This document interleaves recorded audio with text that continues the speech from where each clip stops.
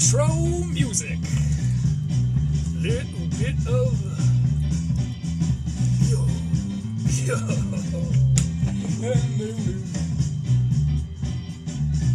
Check us out, check us out.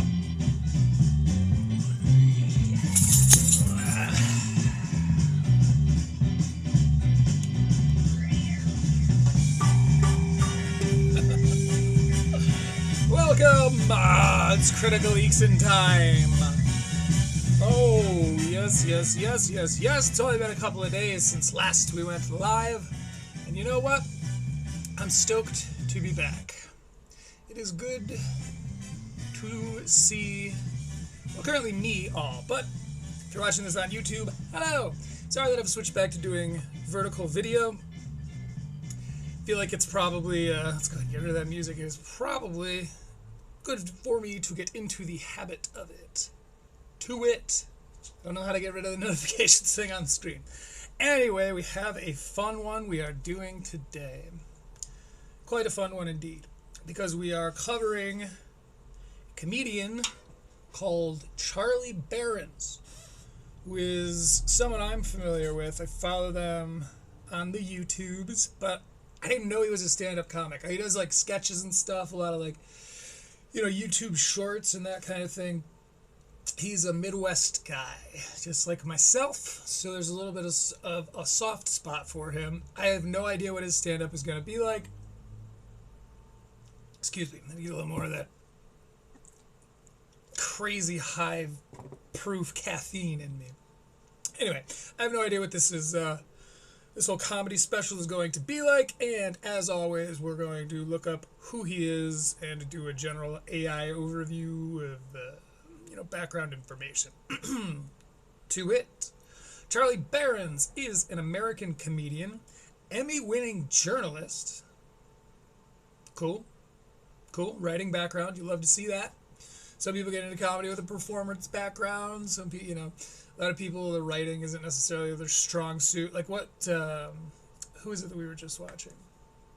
Anyway, the last comedian we were just watching was a good example of that. Ryan Long. Not the strongest writing in the world, but a hell of a performer. So who knows, maybe with Charlie here we'll get both. He's an Emmy-winning journalist and a creator of the viral comic news series, oh Jesus, Manitowoc Minute. Manitowoc Minute. It's interesting. He is known for his observational humor about Midwestern culture. Very specific. But I personally am here for it. The hell is the Manitowoc Minute?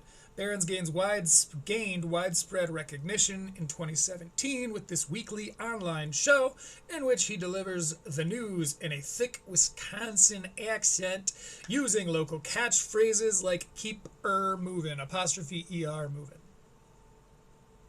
Which is just like a more northern getter done, I suppose. Keep moving. Oh, we may have to steal that. Let's check out his IMDb. I pulled it up because it's kind of my third time doing this, so getting it down. Charlie Berens was born on April 27th in 1987 over in Elm Grove, Wisconsin. It's right across the old pond from Mr. Michigan Man himself. He is an actor and a producer, known for Cedar Rapids, News Dive, and Let It Go, all of which took place before 2017. Okay, cool. So, a little bit of background information. What's happening? It's good to see you. We got a viewer, even if you're like a Twitch mod, making sure I'm not doing anything bad. It's good to see you here. Without further ado, let's do some barley charins. Spoonerism for the comedian Charlie Berens. Damn it! This is probably copyright music. Oh, now let's play this. Let's play this. Intro music, because I don't want to get copyright stricken when I get to YouTube. Huh. Oh. Good God. Wow, it's lively, sprightly. Okay. Let's turn that down a little, shall we? fire. Holy smokes, a lot of flannel out there, I gotta tell you. A lot of flannel out there. Okay, cool. You know, makes a lot of sense. Midwestern. It is going to be interesting to see his insights because I spent all of my childhood and a fair amount of my adult life, you know, up in the Midwest. Currently in the American South, but it'll be perhaps nostalgic. That said, per usual, I'm going to have to try to be objective in my assessment of his writing, because that's what we do here. We're not here to say, that was funny, that's not funny. I'll probably say that, but that's not the mission statement. The mission statement is to get into the writing elements and assess whether we like that or not. So, let's see what this Wisconsinite has to say. God, it feels so good to be back in Wisconsin. I gotta tell you guys, because I was just down in Chicago.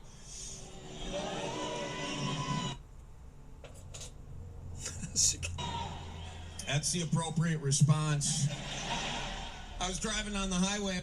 Chicago's like the only big city that we have in the Midwest. So most people, like myself, are from a little bit smaller town vibe. There's a lot of farm country out there. If you've ever driven through the Midwest, then you know. So Chicago, it's funny to be so anti-Chicago because it's like, yeah, it's too city for me. I was behind this one car, and this car had 3 bumper stickers on it. It's called a dog whistle, I believe. First bumper sticker says, "Keep honking, I'm reloading." I have actually seen that bumper sticker. That exists. I'm interested. Second bumper sticker was a picture of a gun, and it said, "We don't call 911 around here." I'm not sure why I just gave that bumper sticker a southern accent. I was gonna say, isn't he in Chicago? But it bodes well that it's not a cure-all to do something bad and then go like, that was bad. Even if it's in the case of like bad writing, for them to be meta about it doesn't necessarily fix the fact that it was a mistake. But I will say that it bodes well that my initial critique was like, why is he doing a southern accent? He called out immediately. Hopefully that's demonstrating a self-awareness and it's not like a kind of a hacky get-out-of-jail-free card. Third bumper sticker, coexist. I was so confused. I didn't know what to... That's like seeing a Trump sticker on a Subaru. I didn't know how to handle that. I didn't know what to do with that. I mean, let's just take that second bumper sticker, the one with the gun that said, "We don't call 911 around here." Really? Never? What if you're having a heart attack? Okay. I'm going to have to look this up. I think this is his only comedy special. How many comedy specials does Charlie Berens have? Question mark. Charlie Berens has released 2 full-length stand-up comedy specials. They're both released exclusively to YouTube, which I respect. I think that's cool. We'll see if he tries to if he has the forethought or the wherewithal to load us up with advertisements like fucking Ryan Long did. The point from the last episode being that he knew it was going to be a YouTube special and he put all these ads, just packed all the ads into it anyway. So it's like this isn't like something that went out on Netflix and then you shared it on YouTube, but you're running ads because you're technically like giving it to us for free. So it's a give and take situation.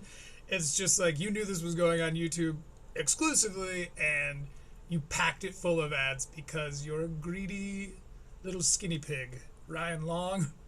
But Charlie Berens, so far, we're a minute 45 in and no ads yet. So we'll see. Does your wife... If he gets to 3 minutes, it means he's better than Ryan Long.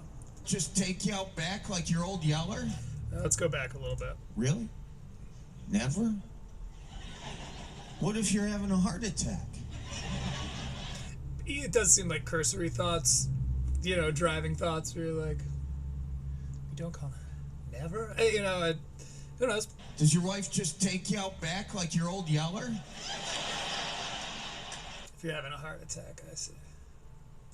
Martha, I'm having chest pains. Call an ambulance. Martha! Martha? Sorry, Daryl, but you must have forgot what we don't do around here. Funny way to phrase that. We don't call 911. Oh. Personally, I think it would have been funnier to just leave it there, let the mind fill in the gaps. You see this where it's like a little bit overdone. There obviously is an art to it, because in any form of writing, it's like, how obvious do you want to be?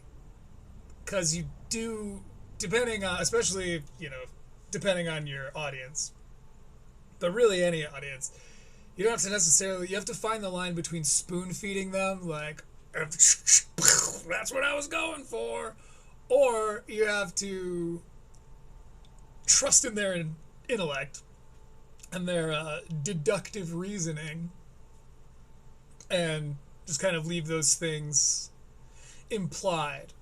And again, sometimes you really do have to, like, beat the dead horse. I'm a fictionist, primarily like fantasy mostly, and it's the same kind of deal where it's like, all right, do I have to explain what this term that's a non-Earth term is?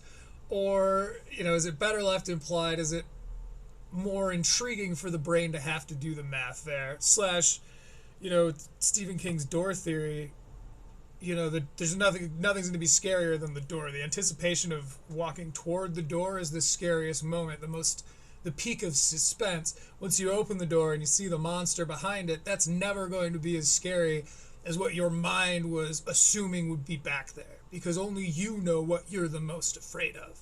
So, same kind of deal with a joke like this, where it's like, I think it would have been funnier if he was like, sorry, Daryl, you must have forgot what we don't do around here. And then move on a little. I think that's no accounting for taste. Let's hear Charlie out. Got you in the kneecap. Quit your blubbering, I'm reloading. It's funny, we'll call back to his previous bumper sticker. Open up for Mama Submarine.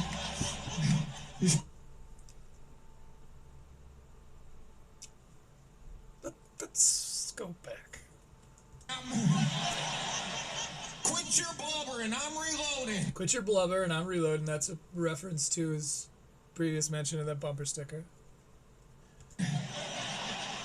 Open up for Mama Submarine. Open up for Mama Submarine. There's your fucking title. By the way, his title for this is Neighborly. It's not untitled. Looking at you, Ian Edwards. Is it weird we're making eye contact right now?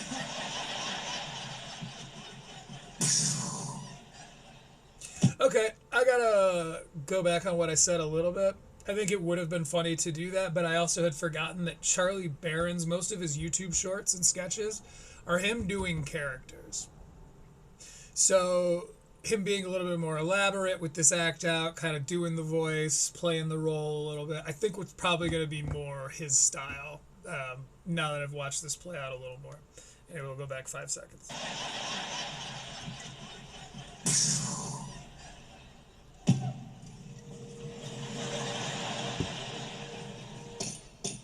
And now we'll coexist with the garden.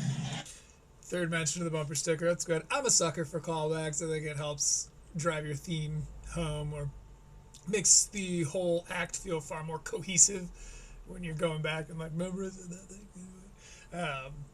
That's, again, no accounting for taste. But, so anyway, his mic stand work there. He was kind of using the, like, after he, like, did the shooting thing, he kind of used the mic stand, like, dragged it like he was dragging a body and then dropped it. Side note, I still want to get the TV going so I can, like, show you guys this stuff, but with this kind of conversion to vertical video, I wonder if it's all that practical, because I like my pretty little set behind me, a little poor man's streamer set, the nice stained glass, little flask back here. Boop, boop. It's empty, don't worry. I got the guitars right there, and I got the little drum set. Anyway, so I don't know if I'm going to be able to actually pull off the TV screen thing. Because vertical video is just so popular right now. And I feel like if I'm trying to build up the YouTube channel, and ideally that would lead to me being able to go live on YouTube. So we shall see. That is a DIY funeral, guys. Little DIY RIP. That wasn't bad at all. It's got humorous vibe to it. No super big pops, but this does end in a little bit of clapter, which is cool because it shows that the audience has his back. You know, he's built quite a community. I think he has, go back here, 2.87 million subscribers on fucking YouTube. Holy wow, he's way bigger than I thought he was. I mean, I knew he was like a popular YouTuber. He's the kind of thing that like clips from his YouTube would filter over into other social networking sites. And I appreciate that. People would send me clips. I don't spend a lot of time on social networking. I appreciate that because I'm a Not because I'm above it, because I'm not good at it. Alright. So I realized in the last stream that when my phone buzzes, it makes kind of like, on your end of things, it makes like a toot sound. It sounds like I tooted.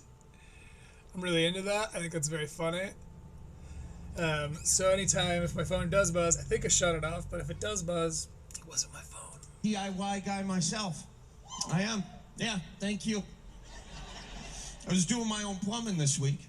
I appreciate that. He's a DIY guy. I appreciate that because I'm a DIY guy myself. I am. Yeah, thank you. I was doing my own plumbing. For visuals, he's sort of dressed in a very plain kind of black t-shirt, some medium fitting black jeans, and I think I'm not mistaken here. Yup, that's a pair of work boots he's got on. It is kind of funny because it's so far pretty clear to me that in the same way that the Blue Collar Comedy Tour was really big for like Southerners, I feel like Charlie Berens is kind of trying to do the same thing but for the Midwest.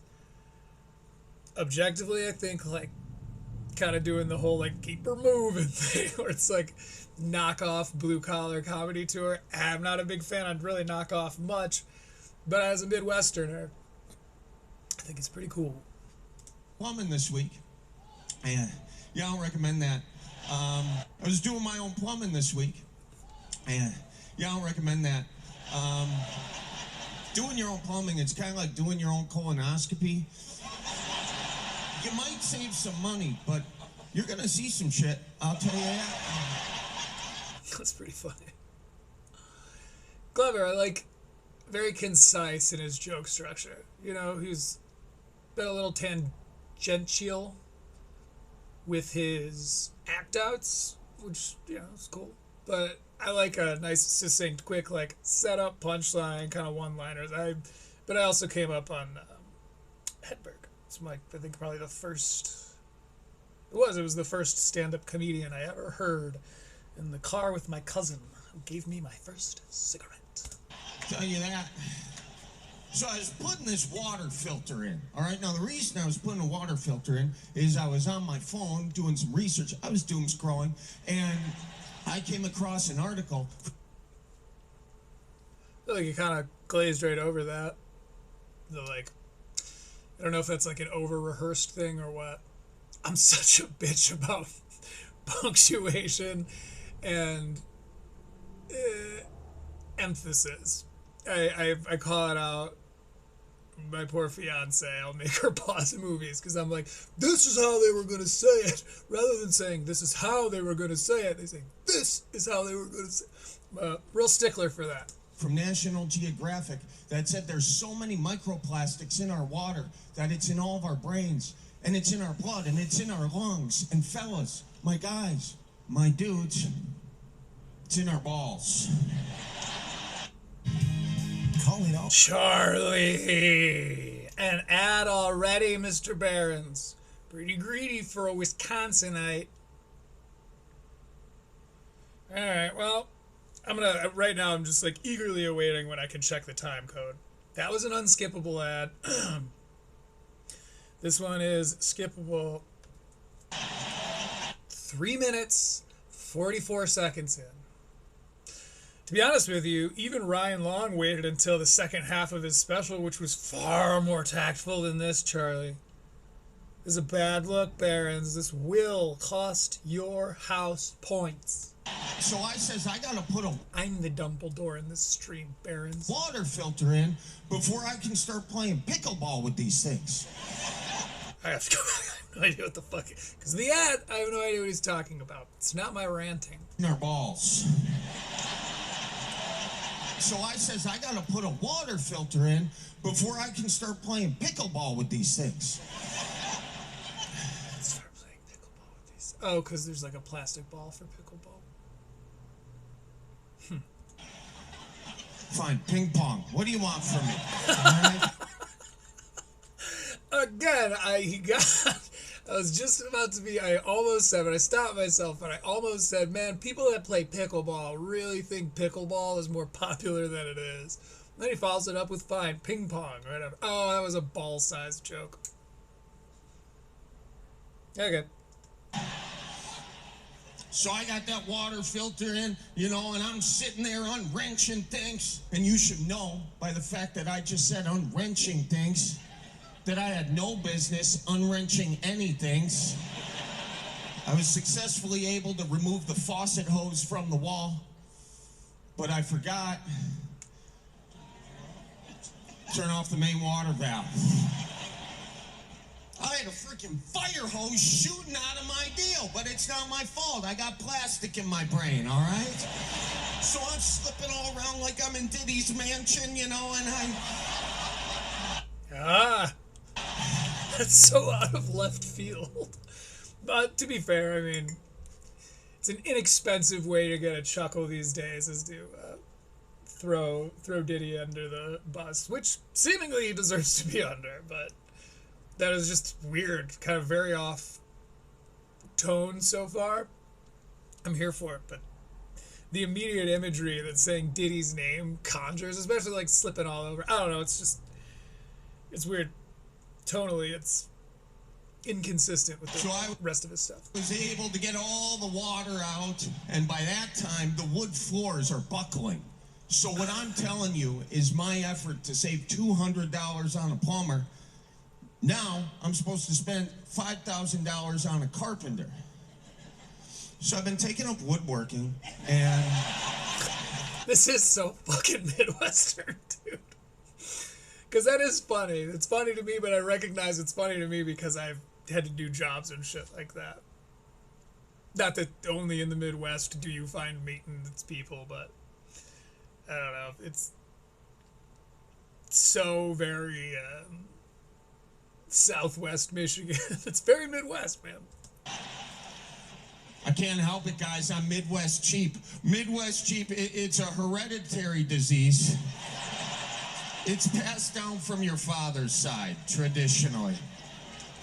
That's where I got it from. I got it from my Grandpa Bob. There was this one time that my Grandma Sue's here tonight. Where's my Grandma Sue at? Oh, she's right there. There she is. Hey, Grandma.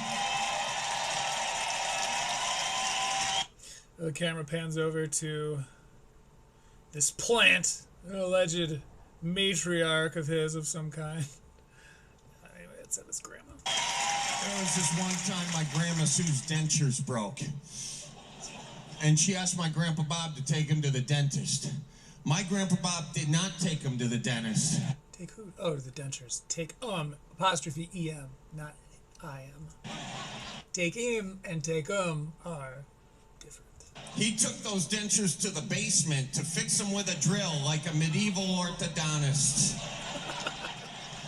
My Grandma Sue was so pissed, she was screaming at him, "Mom, will you get back up here when I'm goddamn nothing without the matter with you?" She had to go. I don't know why they made his grandma Cajun. It is funny, though. I'll do the same thing when I'm describing a Midwesterner. Kind of do one of these, even though it's just not how we talk. It's how they think, but most of us have this sort of delightful non-regional diction.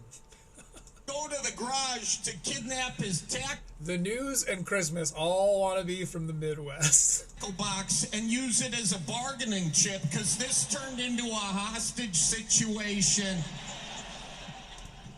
She was just holding his bucktails over the garbage disposal. I don't know what a bucktail is unless it's a literal, like, tail from a deer. I dare you. I don't think they keep the tails, you keep the fucking antlers, not the... I've never seen that, but Wisconsin, it ain't Michigan. If my grandpa Bob was here with us tonight, he would be, is my balcony with me? By the way, this is a fucking huge arena. It's not a stadium, I don't think. I think stadiums are like the next level up. It's huge. There's 3 tiers of balconies and a big ass main seating floor area. I haven't spent a lot of time in arenas. Is the very last row in the third I think it's a theater. I think this is like a really big theater. balcony with me? That's where my grandpa Bob would be sitting. They are 'Cause cheap. Midwest cheap too. They save money on the ticket, they spend it on the beer. That's the move. It's pretty insightful. So specific, but very insightful on a lot of this. I can only imagine that most of the people that enjoy it are Midwesterners. Like, I don't see... Excuse me. I don't see Joe List. Like, I don't see the New York guys being very into this. I think there's probably some carryover with a little bit more of, like, the Austin scene, because there's a lot of transplants from the Midwest went down there. A lot of them go to the coast, too, but different types of Midwesterners. That was not a dog whistle. I just didn't know how I wanted to phrase it. Let's go to commercial. Because there are a lot. Not my commercial, of course. Charlie Berens, the second in, I think, 6 minutes. Charlie? I guess the whole, like, Midwest cheap thing. But this is more get the bag mentality than Midwest cheap. It's built. Meanwhile, my grandpa 6 minutes and 49 seconds in, we've had 2 ads. Not a fan of that, Charlie. That's where my grandpa Bob would be sitting. Putting ads in is fine, but doing it once every 3 minutes is asinine. It's like, especially on a comedy special, I guess for him, he has a large fan base, so this isn't necessarily like an outreach to grow his audience at all, which is good, because just like Ryan Long, like, you're kind of prohibiting me from being a fan of yours. Being such a slut for these advertisements is like, it's greedy. It's a greedy way to live. And live your life. I'm not saying it shouldn't be allowed. I'm saying it. I don't like it. They are Midwest cheap too. They save money on the ticket, they spend it on the beer. That's the move. Meanwhile, my grandma Sue, before the show, she was out here in the front row putting jackets on these seats like she was saving it for Christmas Mass. Because my grandma Sue is Midwest rich. She didn't have any money either. Grandma Sue's not laughing. We just got back to Grandma Sue. She's sitting there like, I mean, she's old, but her credit card don't know it yet. That's what kept the fire alive in their marriage for 60 years. Grandma Sue, she would say something like, Bob, the dishwasher smells like burning rubber. And then my grandpa Bob would say something like, then stop smelling things. yeah. There was a moment, though, toward the end of my grandpa Bob's life where he got really serious with my grandma Sue. He said, Sue, I know you want to fix all these appliances, but you're just going to have to wait till after I die. 'cause spending the money would kill me dead. And then my Grandpa Bob passed away. And look, everybody's got their own way of mourning. Some people turn to therapy, some people turn to the bottle. My Grandma Sue, she turned to the good book, the Lowe's home catalog. The Okay. very next day, Grandma Sue replaced every single appliance in that kitchen like she just won the Price is Right Showcase Showdown. Grandma Sue's laughing now. That's how it went. So I'm Midwest cheap. Like the other day, the zipper on my suitcase broke. Now, here's what a normal person would do in that situation. You really can get away with so much when you have that natural charisma. Ryan and Charlie both have it, where you just kind of like, I like this guy. It's a nice guy, you know. You buy yourself a lot of extra consideration, you know, a little bit of leeway when you're a likable dude or a likable person. I'll have to do a woman next because I've only, you know, gotta keep a good mix going. I think Charlie Berens is like as close to my own personal human demographic as I want to get, and we're gonna bounce way out. Do someone that doesn't look or sound anything like me next. But very, very, very, very likable personality takes you a long way. I think Ian Edwards, I'm actually pretty certain that the writing to Ian Edwards' jokes is better. But I'm enjoying this special more than I enjoyed his, because Ian came off in his special as like a weird combination of like nervous and also like too cool for school, you know? I don't think it's that he's not likable, because he is. He's like sort of a soft-spoken guy, but anyway, that didn't really jive with his act. His writing didn't really match up with his performance, which I brought up in the video you can find on the channel here. But with these guys, it's like the writing's not as strong, but you kind of just like them. You're like, oh, that's funny, yeah, sure. Like, there hasn't really been one big pop. That's what I was going to say. It's clean. I think he's doing a clean act. He's Bargatson. They buy a new suitcase, but not me. No, why would I buy a new suitcase when I got a free Dog hates when I sneeze. It's okay, sweetie. It's okay. If I sneeze when she's next to me, she will growl. She hates it. I think she's trying to defend me from some kind of demon that's escaping. Because it's not that she like takes it personally, it's concern. Anyway. Ratchet strap hanging in the garage. Can't help but notice no one said bless you in the chat, so not from the Midwest, clearly. I just strapped that sucker up, I slapped it, I says, that's not going anywhere. Which is exactly what the TSA said. And let's go back, I don't remember what he was talking about. Hanging in the garage. I just strapped that sucker up, I slapped it. Now, here's what a normal person would do in that situation. They buy a new suitcase. But not me. No. Okay, I guess I really fell off here. I have no idea what the fuck he's talking about. That's how it went. So I'm Midwest cheap. Like the other day, the zipper on my suitcase broke. Now, here's what a normal person would do in that situation. They buy a new suitcase. But not me. No, why would I buy a new suitcase when I got a free ratchet strap hanging in the garage? I just strapped that sucker up, I slapped it, I says, that's not going anywhere. Which is exactly what the TSA said. And, you know, Rich... You know what I mean? Like, kind of nod along comedy. We're like, no, that's good. That's good stuff. That is how the world be like, though, too. People, when they want to get new glassware, they go somewhere fancy, like the Crate and Barrel, and they buy these rustic jar-looking glasses. Not me. I'm not buying rustic jar-looking glasses. Hell no. I just buy pickles, and the glassware takes care of itself. This is going to be gonna be kind of a trek here. I don't know what kind of staying power this like character, because like how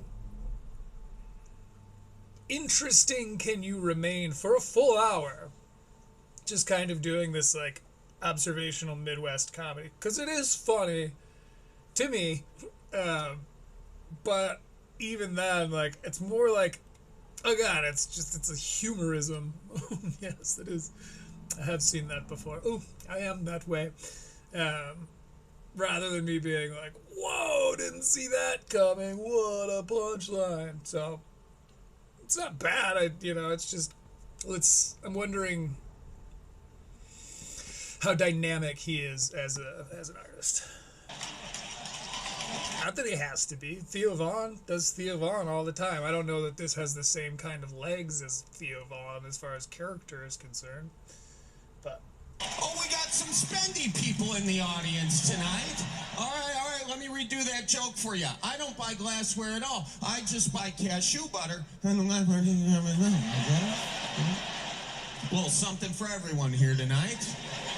It is funny. I did grow up drinking out of jars that had the labels removed from them.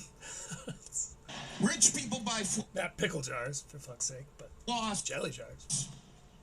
I'm not buying floss. No, I've been using the same piece of fishing line for the past 3 years. I'm gonna hand it down to my grandchildren. Rich people, when they go on vacation, they fly somewhere exotic and they stay at the fanciest hotels, like the Radisson, you know?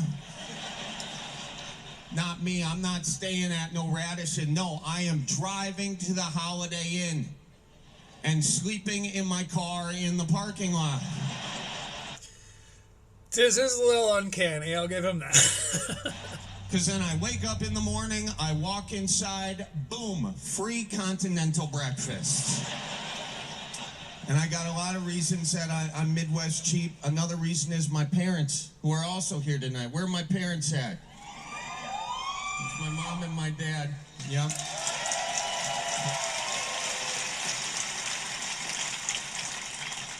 They're Midwest cheap. They had no other option than to be Midwest cheap because they had 12 kids. Yes, Jesus was involved. And like my mom, she could make it rain with cold. 12 kids is crazy. Cole's cash. Even for the Midwest. When it came to Cole's cash, she was like Lil Wayne in an Atlanta strip club. Just. My mom had 12 kids and no weapon. So I think first the Diddy joke was like the edgiest thing he'd said. Now strip club, but I think it's still technically clean. I don't tend to watch a lot of clean comedy, but I think like you're allowed to like use concepts like that because strip clubs are places that exist. This will be interesting to see. Maybe that's part of what I'm bumping with is like the cleanliness of this. It's very sterile. Now, though highly relatable if you're from where I'm from, a very specific region in the world. That is either the most badass thing you can do as a human being or the cheapest. I'm not sure which. We grew up. Now, that is either the most badass thing you... Oh, I see. Okay.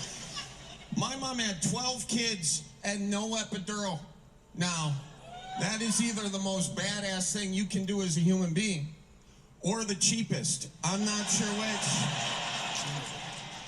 Both. We grew up wearing all these hand-me-downs because there were all these people in the neighborhood that knew we had a bunch of kids, so they would bring all their old crap over to our house because the nearest Goodwill was 15 more minutes down the road. So I grew up wearing all these shirts for things I never accomplished. I used to kind of love that as a kid, to be honest. Carvered rowing, I can't do either of them things.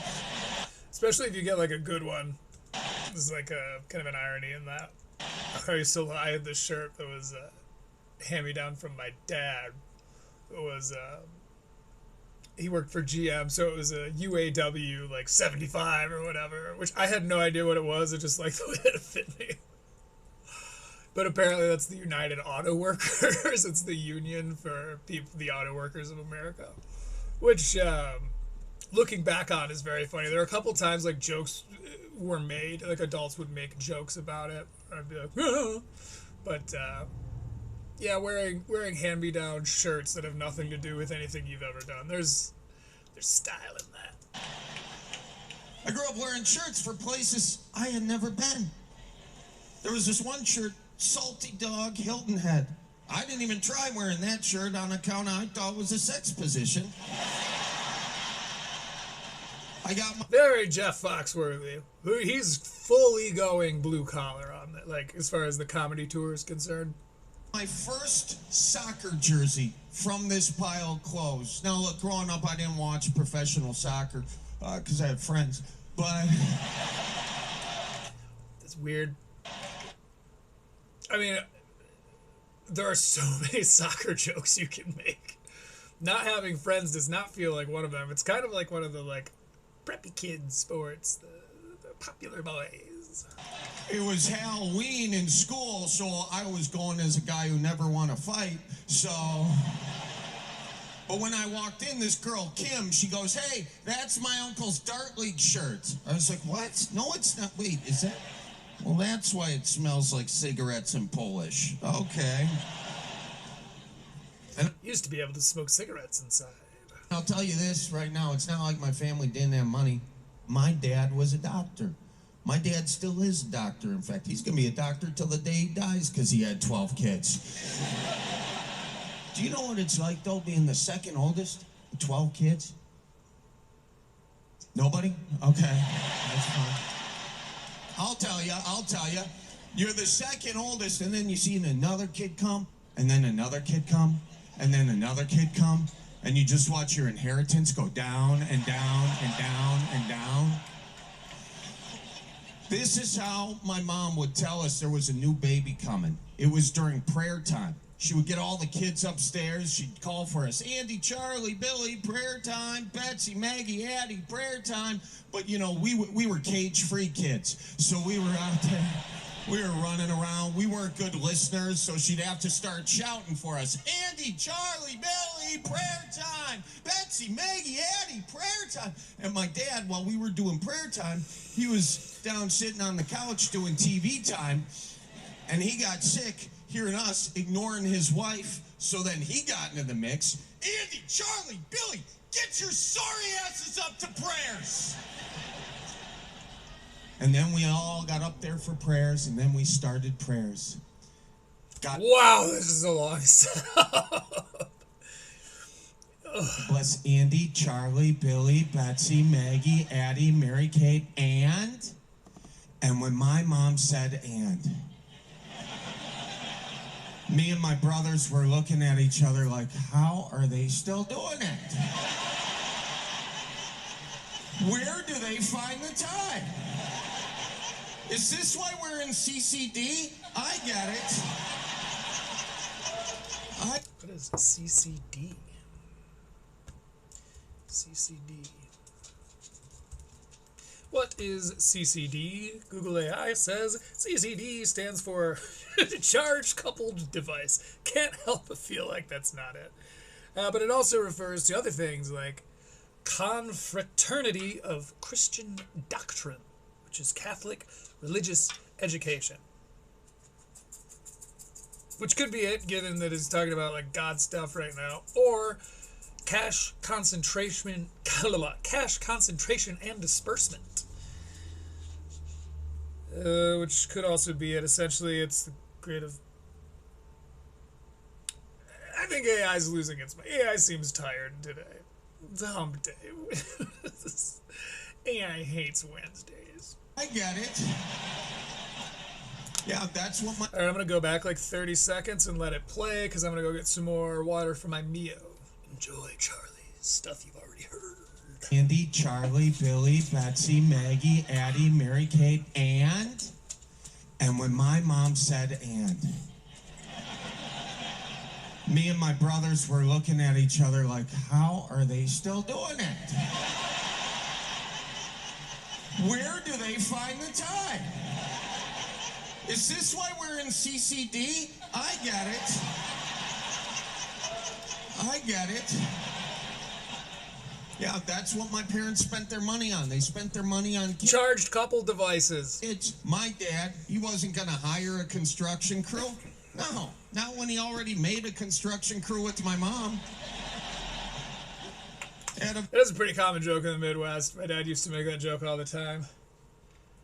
Be like, oh, I gotta do all this. It's like, oh, that's gonna take you a long time, isn't it, Jeff? He goes, what do you think I had kids for? Yeah, so that's, again, very on brand. 14 minutes out of an hour into this, but it is an hour and 1 hour, 3 minutes and 29 seconds, which I trust more than one that's like an hour and 20 seconds to be not stretched out. You know, because you don't need to vamp if you've got 3 extra minutes. Like, ideally, you write too much and then you're cutting off the fat until it's, you know, prime cut. Excuse me, would you? Excuse me. At a very early age, we were putting down the tile. We were taking out the drywall. We were removing asbestos from the basement.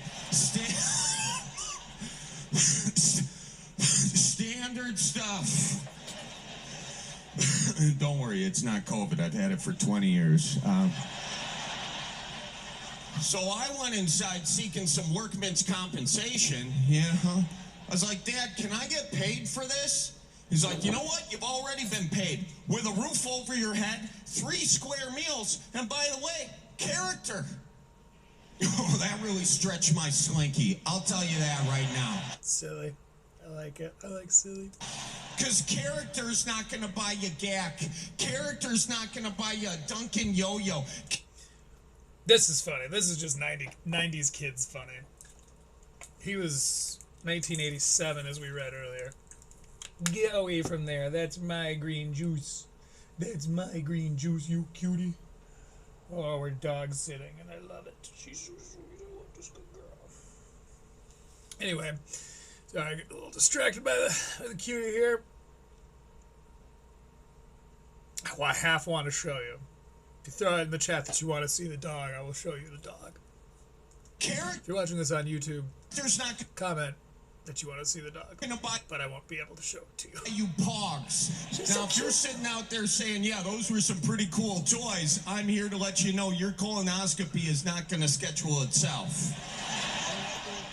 Your colonoscopy. So, GAC. Oh, another ad, Charlie. Well, this gives me time to talk about GAC. GAC for my Zoomer friends or Boomer friends or whatever. And for anyone that's not Gen X or Millennial, GAC was this stuff that came in a little container. It was like goop. You could like stretch it out and like it was very, very slime was very popular in the 90s.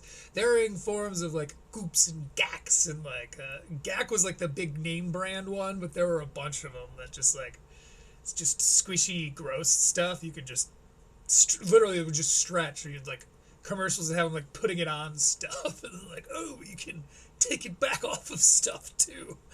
You kind of see why that's not super popular anymore, but anyway, let's see where he goes now that we're post-ad. Boys, I'm here to let you know your colonoscopy is not going to schedule itself. Hey guys, real quick, 15-second deal here. Thanks for watching the special. It means a lot to me. If you want to like and subscribe, that'd be pretty cool. And also, I want to let you know that this special. Okay, here's the thought I had today. It's one thing to ask people or to remind people to like and subscribe. If you like the video, please be sure to like and subscribe. If you want to be, if you're new to the channel, blah, blah, blah, you know, standard YouTube stuff. It's tough to bring myself to do it, but I understand that, like, that's kind of the sweet spot. A friend of mine told me once where I was like, yeah, I'm still like working out like the cool way to do that. And he goes, there's no cool way to do it, but it is necessary. So I get this. What bothers me is this trend that I'm seeing now, and Corridor Crew, their VFX artists, was the first time I saw this was back in like 2019. But where they do the thing where they'll like stop the video and then they'll pull up their analytics And they're like, it says here that only 40% of you are subscribed to the channel. Blah, blah, blah. I can't go on until blah, blah, blah. Like, they try to make it cute. They try to make it, like, funny, but I've never found it. I've never once have I been like, oh, what a hilarious way to remind me that I'm not subscribed. It's like, ask, sure, but that whole, like, taking 30 seconds or 60 seconds, it's just like, be like, it says right here that only 40% of you are subscribed. It's like, it seems tasteless to me. It's tasteless already. It is now becoming quite hack. Because I saw there was back-to-back videos that I saw do this today, and Internet Anarchist is one of them, and I've commented multiple times to be like, this is shitty. This is hack of you to do. Oh, and the other one was Apologia Commodea, who I like. I don't always agree with him. But in comparison to someone like American Redact, in comparison to Redact, he's a fucking savant. He's a genius. Like, because again, Redact's fine. He's just like, he isn't really strong enough to like report things, but he's very like the fighter and the kid Reddit guy, which is fine. They're scary or whatever, and part of their enjoyment for this comedy commentary and podcast commentary is hating on those people. And I think hate is healthy in the right doses for sure, but Apologia Comedy is a little less inclined to hate on like Brendan Schaub or Bert Kreischer just for the sake of he knows that it's going to get a bunch of clicks. Many of them build their fan bases that way, which someone that has no fan base, I can't really judge them for those methods. I personally don't agree with it. I think that it's puts a bad taste in my mouth. Even Podcast Cringe's newest drop, it wasn't even about Fighter and the Kid or Brendan Schaub, and he still found our Bert Kreischer. I don't know who fucking remembers which one, but like he found a way to bring it in and be like, and another thing, here you go, Bert Kreischer, anyway, working on my Australian accent. But so this is Charlie right after an ad, putting his own ad into it. Again, I guess I can't fault him for just asking people to do it. It's a necessity, as my friend said. No cool way to do it. Special is brought to you by Berens Old Fashioned Brandy. The more of it you buy, the less money we lose on the special. Thanks, Miles. Cheers. Berens? That's still a thing? Berens Old Fashioned Brandy. Let's have a look. Let's look into this a little bit, because it sounds to me like he's Berens. So yeah, it's his brandy. Am I old enough to drink or no? Oh yeah, no. Okay. Berens Original. This popped right up. Okay. Ratings. Berens is an AI overview, so buckle up. Berens Old Fashioned Brandy, associated with comedian Charlie Berens, generally receives positive, enthusiastic ratings, with one notable review from Tastings.com giving it a solid 90 points, praising its enjoyable, refreshing qualities for the classic Wisconsin drink, fitting its local, accessible vibe from the Dancing Goat Distillery in Wisconsin.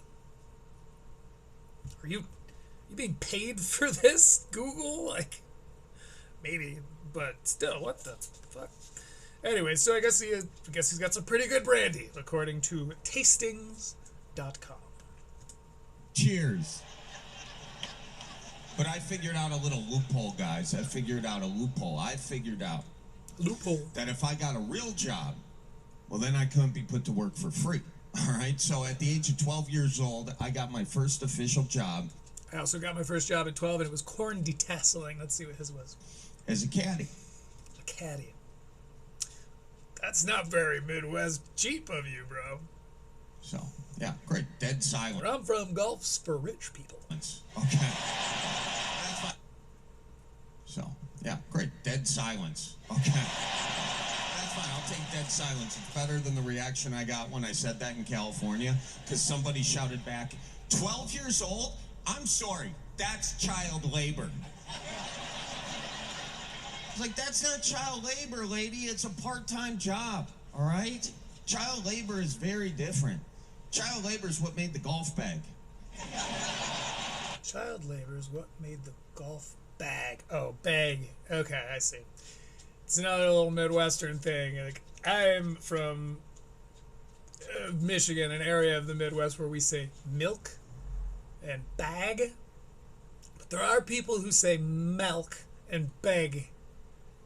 But to be fair, I say poly weird. Poly. Sometimes they say hog instead of hog. Oh, God. This is too Midwestern for me. We've gone too far. It's true. It's a Nike golf bag. That's where Nike got its slogan from. Just do it. So I got to nitpick the emphasis there. It would have been funnier if he was like, just do it. Rather than, because he went like, just do it. Which is fine, but just do it is a little bit more like it's an order coming from someone. It's a nitpick. TM. all right. A lot of fans of Nike in here. And I'll tell you this, as a caddy, you got to learn all these dumb rules. You know, one of the rules is you must cup the club heads when you walk, because the club heads rattle. And golf is a very serious game. And you must not disturb the middle-aged men from hitting on the underage bev cart girls. That is not okay. That is not okay. Cut to me walking up to the 9th hole, though. I'm because I'm 12 years old, guys. I forgot to care, all right? So I get up there, I pull out the putter, I give the putter to my member. Very weird name for a 12-year-old to call a grown man, but he takes the putter. So goes, oh, geez. To call a grown man, but he takes the putter. Oh, geez. And he putts, and he misses by a long shot. Like, it wasn't even close. That ball rolled off the green. But then he gets mad at me. He's like, do you know what was in my head that whole damn time? I was like, oh, you should probably lawyer up for what you said to that bev cart girl. He said, all I could think of was the rattling of those clubs. I was like, oh, geez, Louise, if you are this man now, just wait till you figure out I lost your 9-iron. Hope he gets out of the golf stuff soon. Maybe in the same way that the Midwest stuff was funny for me, this is hilarious to golf people, but I said I was sorry. I says, I'm sorry. You know, and that's something that's really stuck with me to adulthood. Guys, I am always saying I'm sorry. Because I'm a Midwest guy, right? Trying to be overly polite. Like, oh, Jesus, sorry, I didn't see you there. Why do that? What are you doing? You just cough on me. You try to give me COVID. You try to give me a little puppy COVID. Go tell your sister. Go tell your sister. Go on. Yeah, I love you. Go on. She resents when I'm not paying all of my attention to her. Well, you know, she's a guest in our home. Not my actual dog, but it cracks me up because I'm like, if it was my dog, I would probably like try to, like, I'd teach it, all right, well, it can't be all the time, but with her, she's just so damn precious. Oh, sorry I'm late. Oh, sorry you stepped on my foot. He went into, I was just going, before I got coughed on. By the way, I'm sitting like this. She came up. She put her nose like right on my right on my thigh, and just went. What the fuck? That's my bad. I wonder if you can hear that. That might be clip worthy. Sorry, I brought beer into church. I didn't know. Not really a wine guy. Thought it was BYOB for the JC. I'm sorry. Sorry, we're cousins. Sorry, I'm not giving you any further context to that. Sorry. Oh, he always says sorry. Okay. I am always saying I'm sorry. I never mean it, but Oh, it's been about 2.5 minutes. Here comes an ad, I'm sure. I always say it. Plus, I got a lot of reasons to be sorry. because I got a scotch of the ADHD. Just a scotch, not a dab, just a scotch. No, I mean it. I went to the doctor. I got it official. The doctor said to me, "What makes you think you have ADHD?" I says, "Well, doc, I don't know. A bunch of people says I should get tested, so here I am getting tested. I don't think I got it, though, if I'm honest." Oh, my gosh, I love this stained glass window. Okay. The whole, look, squirrel thing is so tired. So tired. It's only part of it. This is so cool. You know, this reminds me of the stained glass window I saw in church the other day, except there was Adam and Eve there, and they were in the Garden of Eden, and the priest was talking about it, and he said that they ate the forbidden fruit from the tree of knowledge, and once they ate the forbidden fruit, bad stuff started to happen. Now, I'm not really sure what the bad stuff was. I was getting yelled at for bringing a beer in, which I thought was ridiculous. I'm sitting there in the pew. The usher comes up. He says, "You can't have that beer in here." I says, "I'm holding on to it for the groom. It's not even open." He says, "It is too open." I says, "Yeah, it's open a little bit, but why are you getting mad at me? Look at all these people on their phones." And the usher says they're following along in their online. There's a hard cut there. I think one was from night one. Yeah, his hair's a little different, too. Getting mad at me. Look at all. Didn't like the way that one landed, eh, Charlie? Yeah, it's open a little bit, but why are you getting mad at me? Look at all these people on their phones. And the usher says they're following along in their online Bible. I says, "No, they're not. I know that trick. I do it every time the Packers are playing."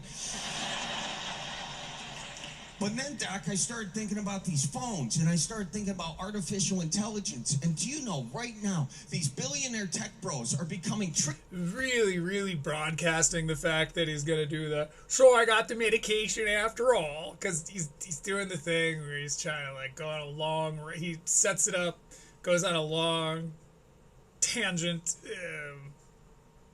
and gets it so that we're like, oh, he's talking about nothing, and then he goes all the way back to one, and it's a fine joke structure, but, like, this is just such an obvious version of it. I hope I'm wrong. Hopefully he subverts my expectations. Billionaire tech bros because they stole our data to train AI to take our jobs. I'm serious. Have you seen Elon Musk's Optimus robots? You know, the one that Kim Kardashian was hooling to?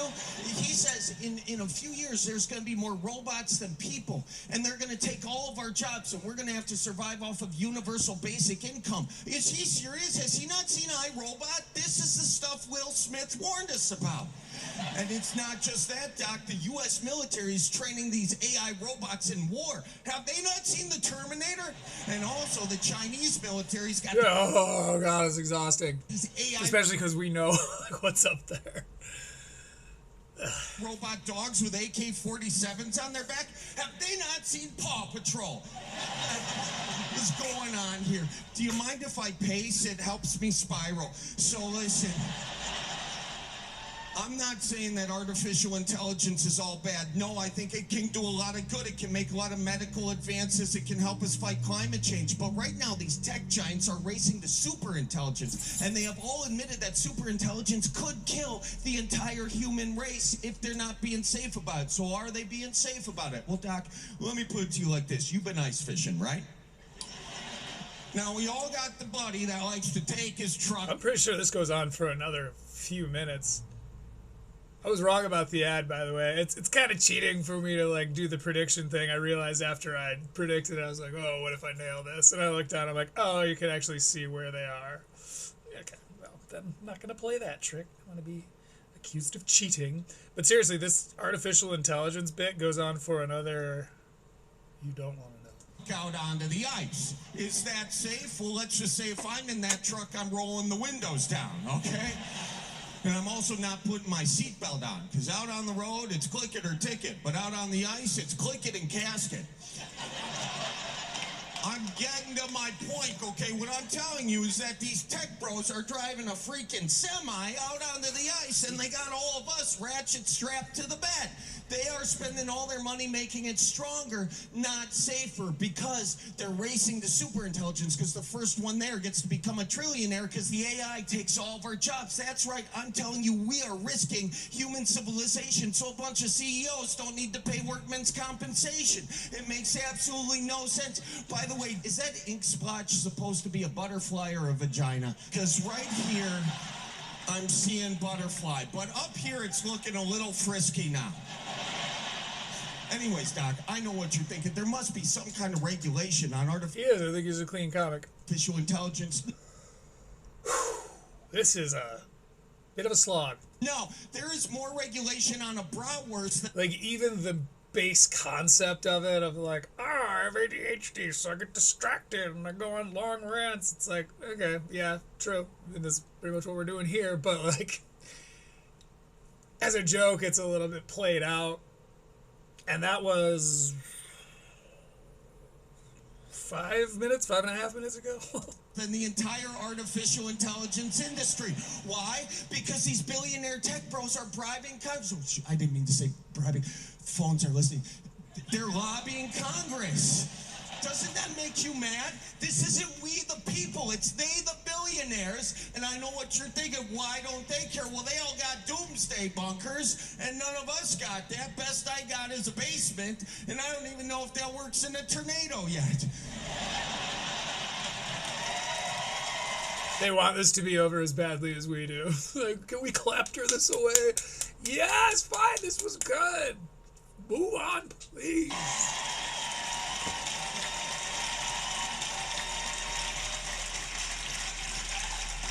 You're mad. You're mad, aren't you? I'm mad too. Hey, you know what? We don't have to be mad. Let's call our congressman. We can make our voice be heard. We can tell that we need an international treaty for AI safety. We will not let our families get hurt. No, we will make our voices heard. Let's do it together. We will not be distracted. Actually, first, check out this video in my feed. Isn't that cool? God, squirrels, they do the darndest things. Oh, yeah. Oh, my gosh. They're claptering it away. Go away. What are they? Otherwise, what are they clapping at here? Like, it's the acknowledgement that, okay, that was a bit. We get that it was a joke. Please fucking move on. They're not going like, squirrel videos are my favorite too. Even though they do rule.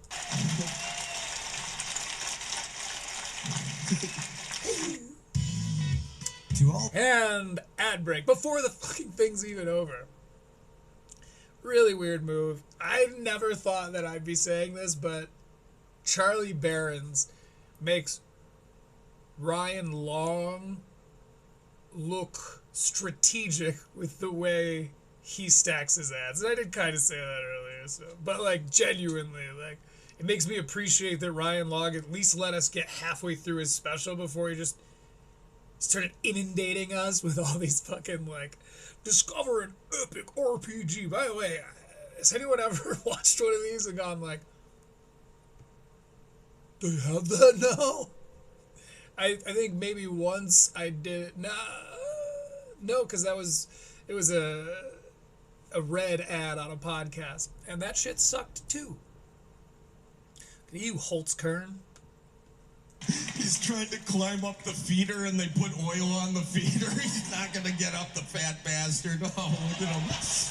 Oh, God. No, I know that AI controls these algorithms on our feeds and whatnot, but I'm not afraid of that AI because it just makes me so happy and forget about everything else in life. Oh, what was I talking about? Oh, yeah. Adam and Eve in the Garden of Eden. I don't know, Doc.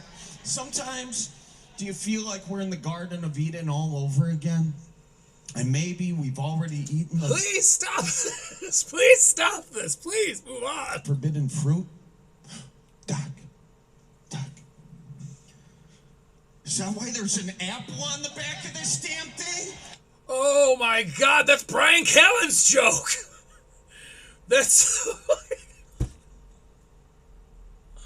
the summary line for Brian Callen's entire act, which I very much want to go over, and very well may do so.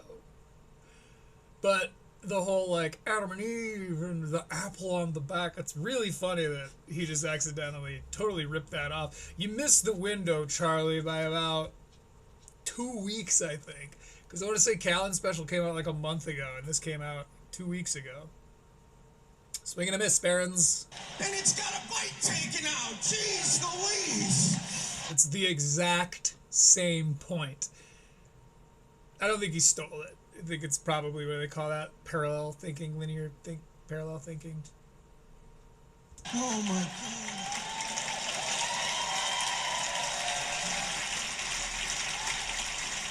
So anyway, I got the medication. And before I could even finish answering his question, he handed me a prescription for legal meth. It was crazy. What? Who could have seen that coming? Fucking 6.5 minutes ago. Nah, Charlie.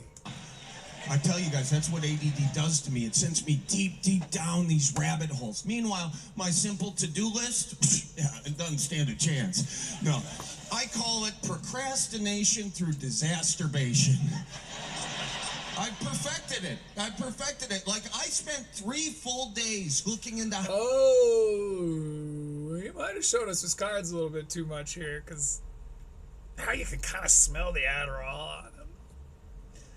I don't know. I hope that disasterbation ends up being very funny, because I really like wordplay, but I won't lie, that whole section from 19 minutes to 25:12. So I was exaggerating a little bit, but it is literally about 5 minutes of setup for a mind-numbingly predictable punchline. I've enjoyed most of your special so far, Charlie. I hated that. And so did your audience. They tried to clapter you off this fucking bullshit at least twice. Oh, climate change was killing the walleye population in northern Wisconsin. I think it's another part of it too, because when he was, I was kind of thinking this while it was going on, where I'm like, this is almost just like a light satire of his actual act, which was a valid thought, but now it actually ends up being a resounding issue, because his "I'm talking to the crowd" voice sounds just like his, like, I'm ranting to a doctor to get my ADHD medication. Like, it sounds like the same guy. So I'm like, I have this inclination to want to tune it out. Wisconsin, and you did that, Charlie. And also killing the economy in northern Wisconsin because of the lack of snow with the snowmobiling season. 3 full days I spent looking into that, and 3 full months just never getting health insurance. I just didn't get it. I didn't get it. And then... he's describing, like, ADHD stuff. That's fair. Procrastination and disasterbation. Okay. Where's the disasterbation come in? I had to go to the ER. I'm fine. Thanks for none of you asking. I had to go to the ER because I cut the ball of my foot, and I had to get 8 stitches in the ball of my foot. Yeah. What is the ball of a foot? Now, that's bad news. Here's the good news. Fellas, if you have to cut one of your balls, I'm telling you guys, the ball of your foot is the one you want to cut. Because ball also means testicle. It's a pro tip right there. Now, here's how I cut the ball of my foot, all right? I was swimming with my buddies in this pool that we found. And I says, fellas, can I interest you in a little game of mermaids? And if you're not sure what mermaids is, it's a great game. It's where you swim underwater as long as you can on 1 breath of air, okay? And before you ask, no, I was not drunk. I was the other one, but I was not drunk. So all of my friends go... Hi? Is that what he means? But only one friend can even get to the other end of the pool. I was like, all right, I'm gonna... What the hell is mermaids? You just said it's where you go underwater and swim. You holding 1 breath. I hate to break this to you, Charlie, but you cannot take a second breath while still underwater. You can, but you'll probably only get to number 2. To show you guys that I can get to that end of the pool, kickflip, get to the other end of the pool on 1 breath of air. Because, guys, I can hold my breath for a really, really, really, really long time. Also, didn't get enough attention as a child. So, that's why I'm up here today, actually. And so, I start swimming. I get to the other end of the pool. I kickflip. But on my kickflip, I hit the pool grate. I keep saying kickflip, which is such a specific thing. So it's already a kickflip is on a fucking skateboard. You just like flip and push off. Call it a push flip, Charlie. Man, you really lost me with that Dr. ADHD bit. I went from this to like kind of this.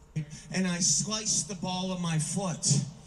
Don't worry, my buddies were there. My friends, my guys, they jumped into action. My one buddy was like, oh my gosh, we got a bleeder. Hang on, I'll get my belt. I'm like, dude, you're a 44 waist. I'm not sure what the hell that's gonna do in this situation. My other buddy comes running over. I think we gotta pee on it. I'm like, put that thing away. I'm not a jellyfish, all right? Finally, my third buddy comes over. He's a nurse. I'm like, where the hell have you been this whole time? He wraps up my foot tight, puts me in the car, takes me to the ER.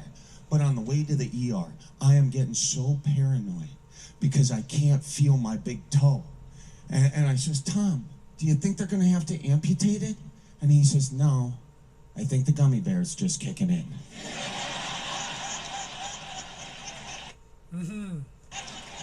So, well, that makes sense because I'm getting afraid of the dark right now, too. I turned the dome light on, forgetting that Tom had just become a dad. Now, I don't know if you guys know anything about dads and dome lights, but they don't mix. As soon as Pretty funny. I turned that dome light on, Tommy lost his freaking marbles. He's like, are you kidding me? Turn it off. It's illegal. It's not illegal. I saw a meme years ago that was the like dome light thing. So yeah, I know he saw it too. Like this like went around. This was a thing. It is perfectly okay. How many of you thought that was illegal before this moment right now? Yeah, your fathers have lied to you. So interesting to take what a meme was able to, the joke a meme was able to make in like 2 sentences, or literally just one probably, in this case, and just like stretch that out for several minutes. Because I'm not accusing him of theft. I'm not saying like necessarily that like he saw that meme and was like, I'm gonna write that in. But there's no way that he's not aware that that was a meme flying around. So you have to kind of be considerate of that. Because even if you didn't like accidentally steal the joke, like you are still using it and it's not yours. I didn't steal this car. I'm just driving it. So I'm in the ER waiting room, all right, and the paranoia starts coming back. I know Tom said I'd be okay, but Tom, he's a nurse. I wanted to ask a doctor. So I Googled WebMD, and I found out that I was not okay at all, guys. No, I had 4 kids. Wait. Does WebMD exacerbate situations and tell you the worst case scenario? Thank God a comedian was able to come up with this fucking ground-shaking concept. Groundbreaking? Cases of the cancer, 1 case of the rubella, which I'm pretty sure is a lettuce. So I was gonna need some dressing for that. And the oral herp. I was like, this is not good. This is not good. This is making me more paranoid. I gotta Google something else, anything else. But Google saw that I was Googling all these feet things. And so they decided to suggest me the website WikiFeet. I'll explain WikiFeet for all of you pretending not to know what a foot fetish is. WikiFeet is a website where they upload bare feet of celebrities for people to rank and take pleasure in. And I use Almost was like, we should look to see if WikiFeet is a thing, to see if this is all contrived, or if he's talking about making a joke about something that really happened to him. Kind of glad I didn't. I use the term celebrity very loosely because I'm on WikiFeet. And I have a 4.2 out of 5 rating. No.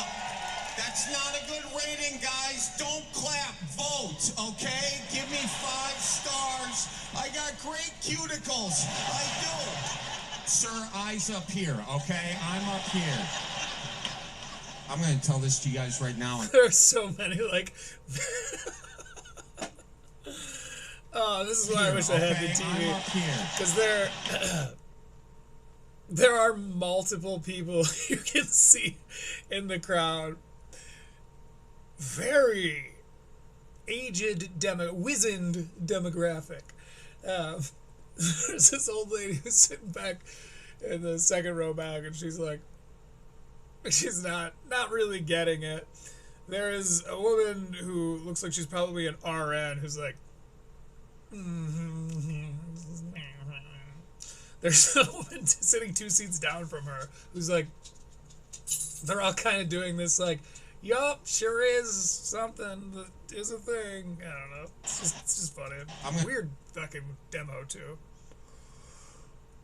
Probably people who were very into Blue Collar Comedy Tour back in 04 or whatever it was. And tell this to you guys right now. And by the way, for those of you that don't know, the Blue Collar Comedy Tour was Ron White, Austin's own Ron White. Larry the Cable Guy, who is the like get her done guy, which Charlie stole the keep her moving. So fucking funny. It cracks me up. Jeff Foxworthy and Bill Engvall, who you don't really hear a lot from these days, but there was like this big comedy special that came out that was all 4 of them. It was huge when it came out. It was like, especially where I, and probably he, lived, people lost their minds for it. And Get Her Done was everywhere. But I guess it has been long enough where he can kind of sneak keep her moving into it. I'm glad he's not using it in his stand-up. I think it's more of like that was just an example of one of his Midwest jokes, but it would, I almost think I would like it more if he started just doing that. Because as of now, this like, kind of like hapless Midwest guy who, yeah, you know,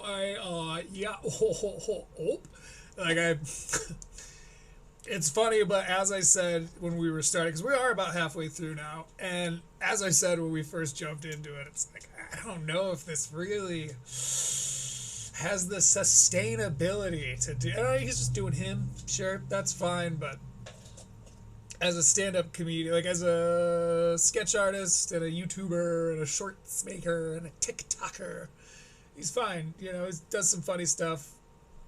That's, I think, where his observations are best suited, what I've noticed so far, because a lot of these are just overblown. I mean, I hate to even bring up the doctor's office joke, but like, that would have been a funnier sketch. And actually, you could probably take most of the things he's doing, and it's just stretched out sketch. He's a stretch artist. I don't care if I get canceled for saying it. I believe. Going back, I'm sure this is. Sir, eyes up here, okay? I'm up here. I'm going to tell this to you guys right now, and I don't care if I get canceled for saying it. I believe that foot erotica is deteriorating the fabric of the American nuclear family. Funny sentence. Oh, you're not on board yet? You'll get on board. You know where I think he would be the funniest? As like sort of an extra in a Parks and Recreation scene where he's like talking to the city council. Like, I feel like he could be a good recurring background character. And then there would be a lot of, you'd still kind of want to hear from him. Maybe consider that, Charlie. Think about it. We used Hit up Amy Poehler, see if she'll start the show up again. Because it's just such a specific character and a specific tone that he's using. to get married and have kids in our early 20s. Now we're waiting till our 30s, till our 40s. Why? It's this easy access to foot erotica. Why buy the leg when you can get the foot for free?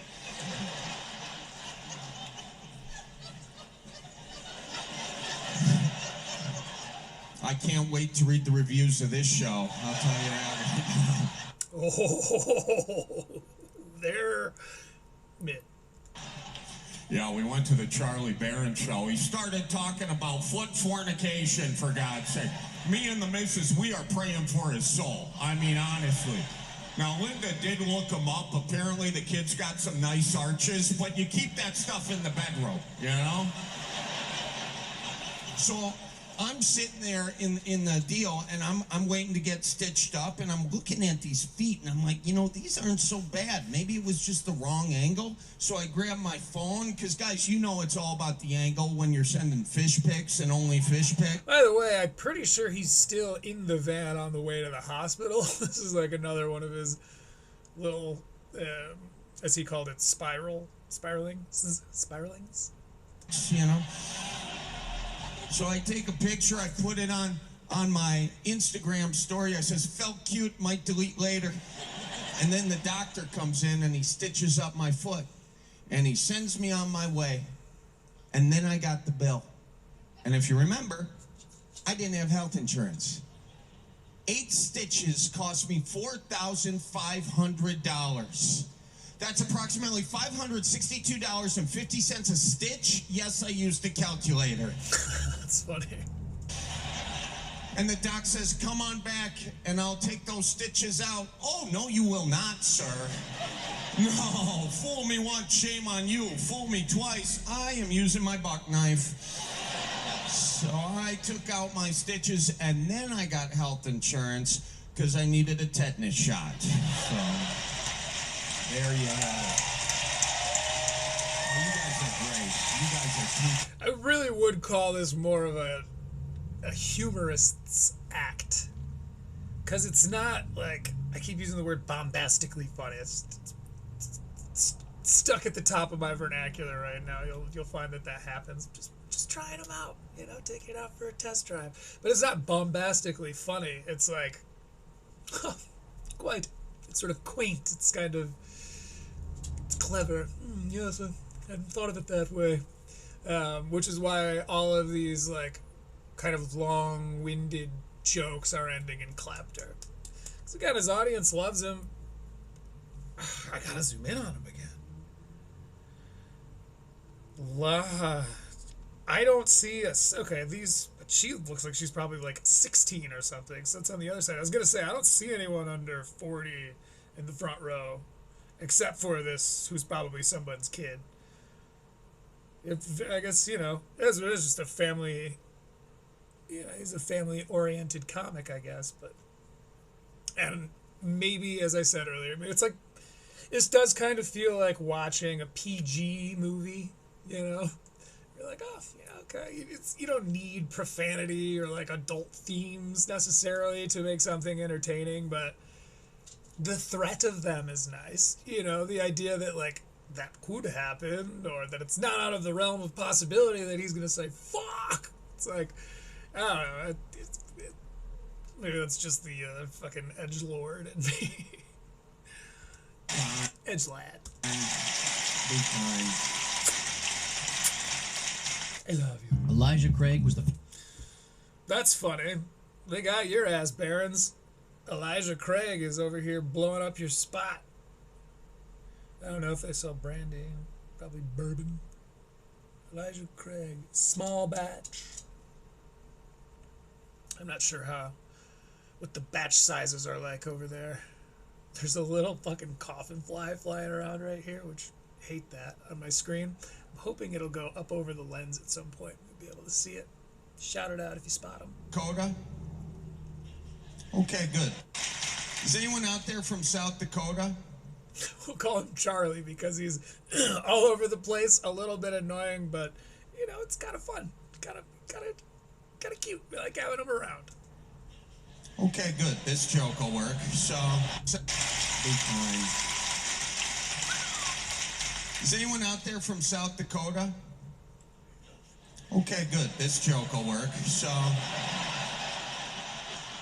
I went to South Dakota, all right? I went to Sioux Falls, and I checked into the hotel at Sioux Falls, and when I checked in, I got upgraded to a suite, okay? Now, I'm not trying to brag. It was Sioux Falls, South Dakota on a Wednesday night. No one was using it, all right? And by it, I mean the city. It was dead. And look, I love South Dakota as much as the next pheasant, but in January, you know, people are vacationing. So, anyways, I was so excited to have my own hotel suite, because you got to remember, I mean, Okay, this is actually a great example, and maybe he pulls this off. I hope he does. But so far, I think this is a great example. So, Anyways, I was so excited to have my own hotel suite because you got to remember, I mean, I'm Midwest cheap. I grew up 1 in 12. I lost the point I was going to make. It'll come back. 12 kids. I grew up sleeping in a 3-tiered bunk bed system. I had 2 people peeing on me. Hotel suite because you got to remember, I mean, I'm Midwest cheap. I grew up 1 in 12 kids. There it is. This is a great example of not being able to improve something that's bad, like in the case of bad writing, by getting meta about it and saying, this is bad writing, which is pretty much exactly what he just did. He was like, any of y'all been to Sioux Falls recently? And no one said anything, and he goes, oh, this joke's gonna work great then. So now the whole time, it's just, if it's bad, he can kind of be like, I told you it was gonna be bad. Look, I said it was bad, so I'm not held, I have no accountability to make it good. It's like, that right there is the cop-out, I think, or it's at least quite adjacent to that same kind of brand of cop-out. Kids, I grew up sleeping in a 3-tiered bunk bed system. I'm trying to get used to, like, when I'm addressing the audience, I want to look up at the camera, but it's a monitor of me, and I get distracted by myself. Much like a parrot in that way. I had 2 people peeing on me every night. So to be able to sprawl out in my own bed and not worry about my brother in the other room pointing an airsoft gun through the crack of the door at my nipple, there's something so nice about that. But my excitement for having my own hotel suite went away as soon as I walked in the door. Because as soon as I walked in, there are these 2 TVs, and both TVs are at full volume, playing the worst menu screen. We got in the chat here, cheap viewers, not interested. Good luck and happy hunting. Also, another one, we got Canal. Really enjoying my stream, super fun to watch. Grab a follow. Oh, sweet. Yeah, I will copy paste this, and I'll add you after this show. I appreciate the follow. Glad you're enjoying it, and I hope you will continue to hang out.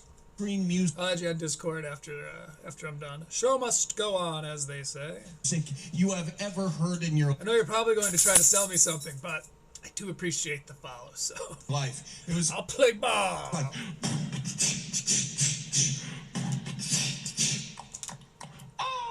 It was awful. It sounded like it was composed by a 19-year-old named Chad with 2 Ds. It was so bad. And I was like, I gotta turn these I gotta go back. Worst menu screen music you have ever heard in. So, wait, this is why he doesn't like his suite? Excitement for having my own hotel suite went away as soon as I walked in the door. Because as soon as I walked in, there are these 2 TVs, and both TVs are at full volume, playing the worst menu screen music you have ever heard in your life. It was like...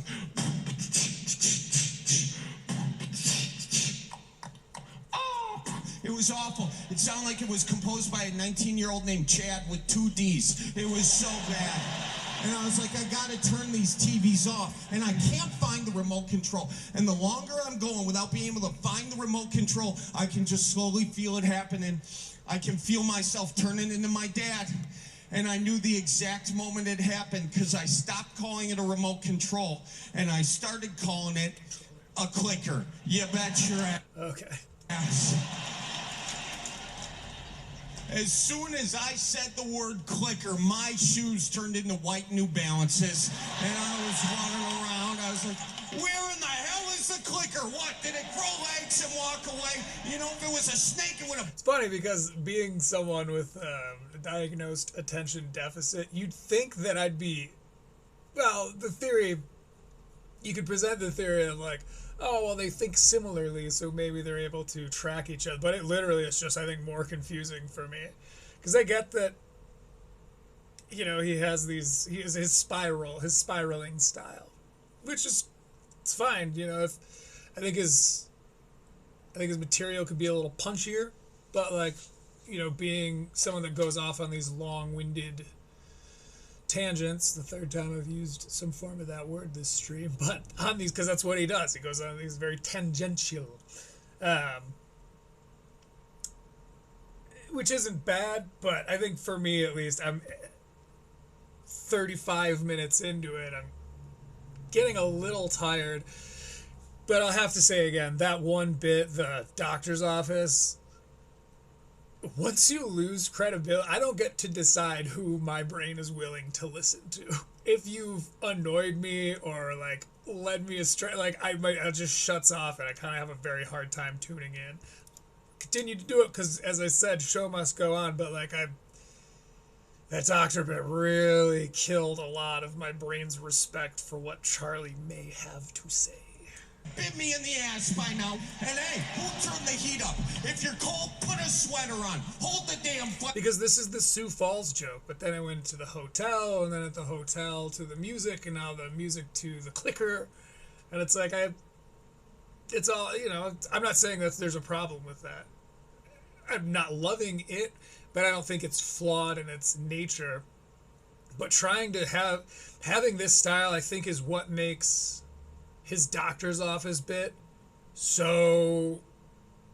a mistake. I was going to say abrasive. It was abrasive, but that's not the point I'm necessarily trying to make. I think it's a mistake because you blow your credibility a little bit. Because not only was it very long, but it was very long and it wasn't worth it. It was a long walk to look at the brick wall. It's like, it's hard to keep your audience engaged when you have such a tangential style and then abuse that trust that any audience member is giving a comedian they're sitting down to watch. You abuse the trust of like, I'm willing to listen to you.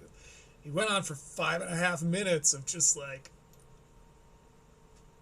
what was intentionally supposed to be him ranting and spiraling, as he called it.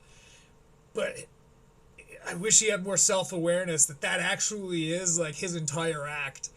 And so you're kind of setting us up to hear that exact same tone and do as anyone would and should, tune the fuck out.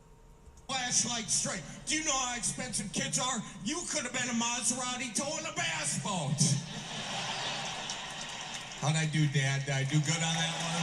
All right. There we go. It's cute that his family's there. Perfect impression.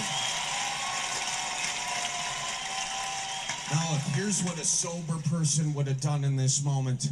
A sober person would have called the front desk. The front desk would... I don't like the presentation of a dichotomy between being high and being sober.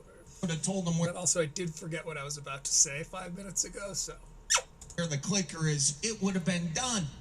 But me, on this particular night in Sioux Falls, South Dakota, I just so happened to be a scotch unsober.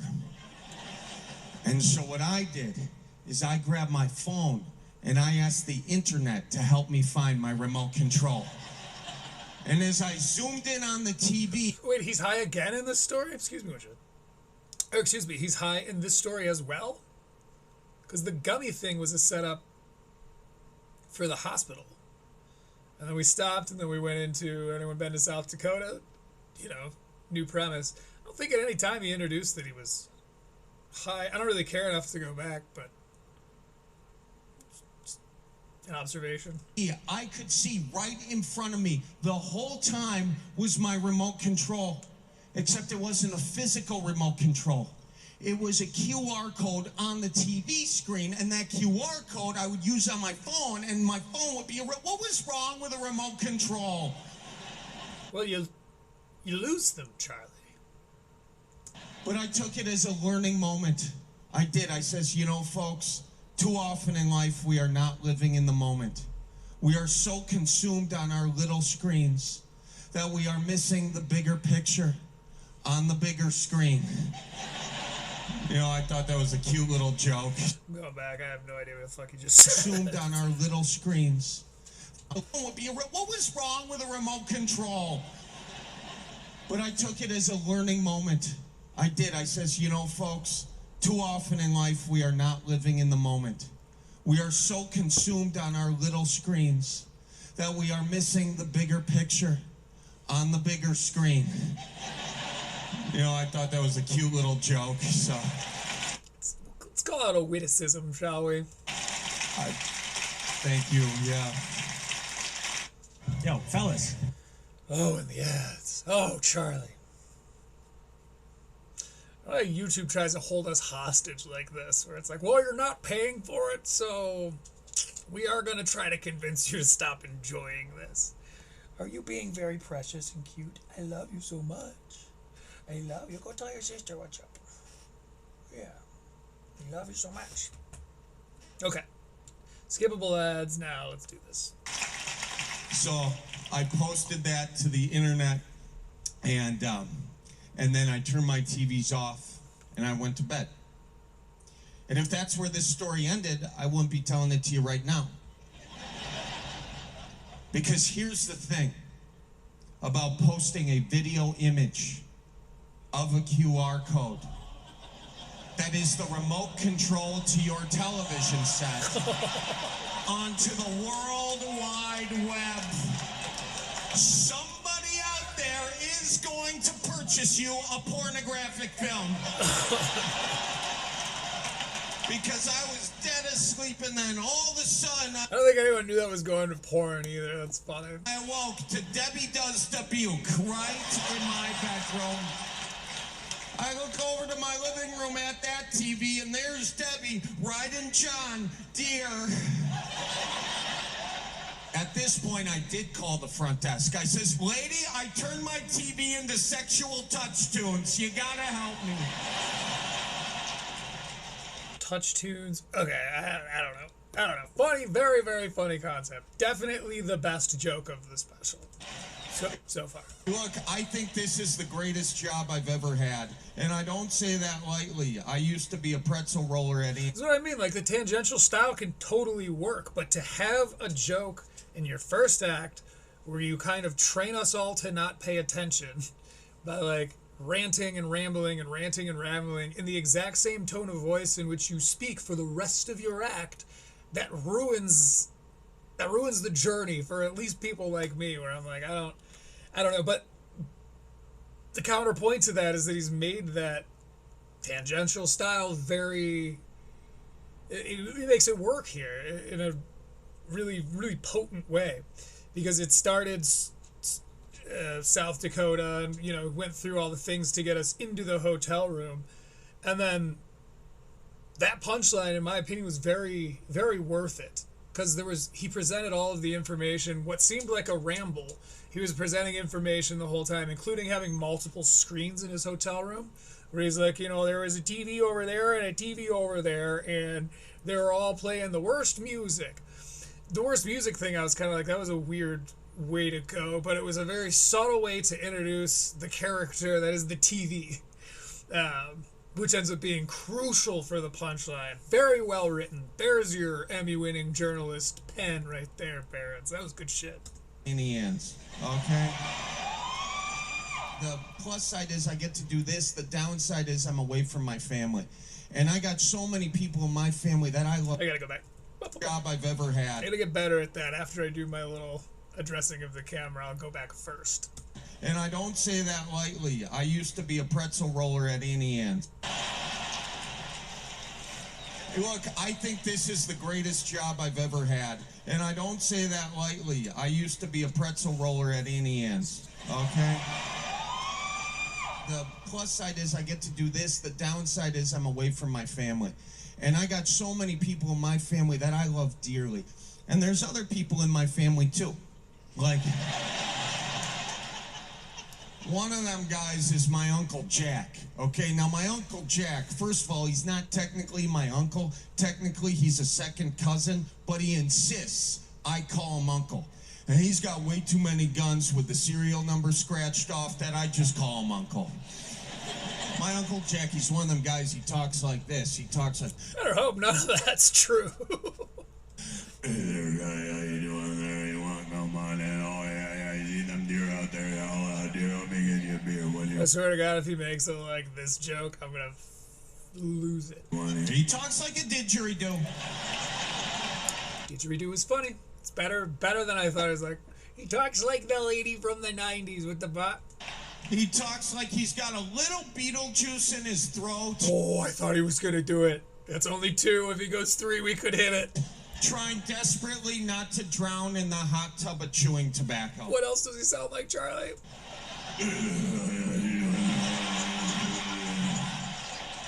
I love him. I love everything about him. I love the way he dresses. He always has worn 2. All right, you know what they say, rule of 2s. the same thing ever since I known him. Pair of jeans, t-shirt tucked into the jeans. And it's a V-neck t-shirt. Except he did not purchase it as a V-neck t-shirt. He's just been digging it down to the grundle. Sorry, I said grundle. Since the Packers won their last Super Bowl, and that's where V-necks come from. Sometimes he can get a little snarly, you know, like he gives me crap about living in Milwaukee. He's like, "Are you still living down there in Milwaukee? You know, it's just a bunch of criminals down." Now that he's doing this, I almost wish to this point there had been more character work, because I mean, it's not really like he could do, because he was playing himself, and right now I'm trying to figure out how to make the doctor's office bit work. Because as of now, I think that it's completely beyond repair. Honestly, I don't think it's worth it. But I think that it would have been better if somehow he was doing it through the eyes of a character he was able to play. Because I mean, clearly he knows that's his strong point. But even this Uncle Jack thing, I'm far more stoked on than just his, as I said earlier, his observations, mild witticisms. On there in Milwaukee. Really, Jack? Just a bunch of criminals in Milwaukee? Dude, you literally have to blow in your car to start. By the way, when they say criminals, that's part of the that's one of the, oh yeah, that's the old WOG missile. All right? Like, you got no business calling other people criminals as long as you're starting your car the same way I start my Nintendo.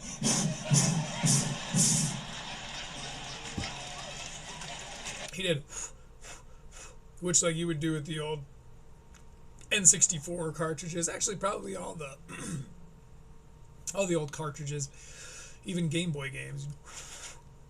So I get that part, but I don't.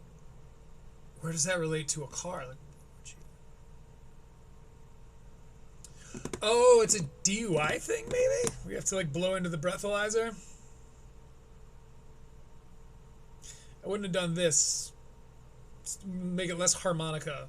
More like, because the blowing part, like anyone's gonna get. You don't have to necessarily like show you're blowing off the whole cartridge.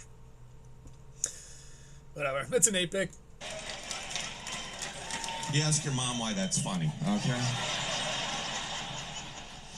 My Uncle Jack, he did give me a little gift the last time I was up there. He gave me his homemade dough pea, which was cool. Homemade dough pea.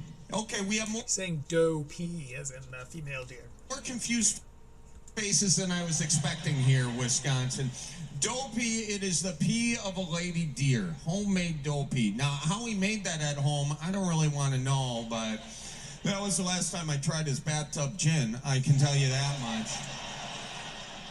All right, I'm getting so folksy. the vibe that you got more questions than answers after that explanation. So think about it like this. Dough pea, it's perfume for the bucks. Bucks love the smell of lady deer pea. They're like the R. Kelly of the animal kingdom, if you want to. I don't think R. Kelly liked the smell of pee. I think he liked to pee. Never mind. Think about it like that. But Jack, he takes his dough pea. That's such a funny misunderstanding of the R. Kelly situation. R. Kelly liked the smell of pee. He sprays it on me. I'm like, dude, I don't think that's how we're supposed to be using this. He sends me out the door. I'm up in the deer stand for 5 hours. I don't see nothing. This dough pea does not work. Okay, so I get down from the tree. I go to my car, but I realize Jack left me a little present. It's his homemade dough pea, and he put it in the front seat, but he forgot to close the bottle tight. So it spent that entire time leaking all over my cloth seats.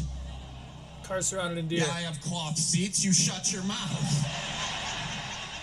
Cloth seats in many ways could be considered superior. A little toot. It was a buzz. It's not toots. My car smelled like a zoo in an oven, guys. I had to roll the windows down to air that thing out. Again, I'm in that deer stand 5 hours. I don't see nothing. But on my ride home, did I see something? I mean, my God, I had about $5 trying to mount my gas tank. You got any bird hunters out here? Oh, you pheasant hunt? There you go. You got a dog? Oh, yeah, you got a pointer? Yeah, what's your pointer's name? Coors? Frickin' course it's Coors. I don't think that's a plant. I guarantee you, he never shuts the hell up about that dog. No, you don't. You're like, oh, yeah, we got Coors trained up real good this year. I tell you, Coors is the best gosh darn bird dog I've ever had. Wasn't that way, Coors? Aren't you so good kissing them on the mouth and all that sort of stuff? We don't. We don't do that. You know? And then we get out in the field, it's a completely different story. Coors, get your ass over here!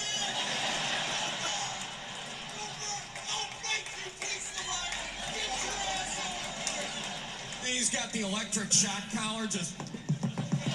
And there's Coors just vibrating like an Applebee's buzzer out in the field.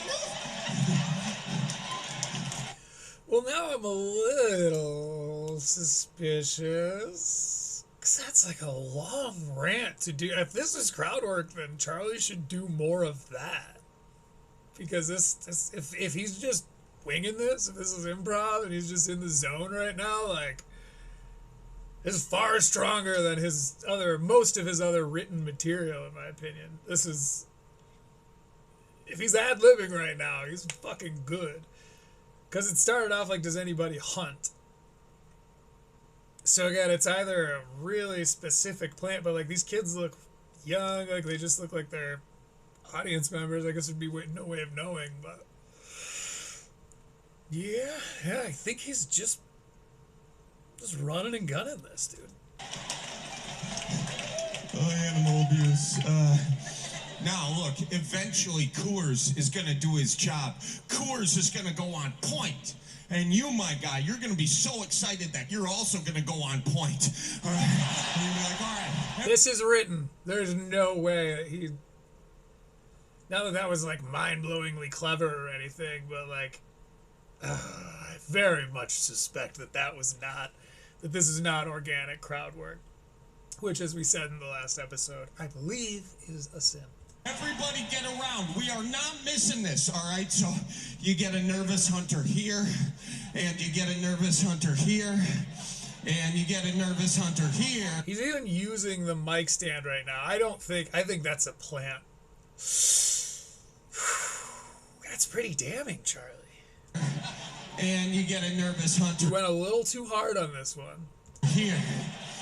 Now, if that little birdie's smart, he's going to fly up to about 5'6", drop down, boom, Midwest execution. Just like that. It's what we call a Dick Cheney funeral in the bed. See, there's no fucking way he's just making this up as he goes. And because it was so specific, I don't think it's like in the case of Ryan Long, where like he asked a very kind of general question not a general question. He asked a far more specific question so that he was going to get one of two answers, and then he went on something that I believe was crowd work that he's kind of done before. Versus like having someone sitting in the crowd asking them specifically a question so they'll feed you an answer that you already have a joke for. I don't think that's part of the performance. I think that is hack. Which is hack but with a little C in front of it.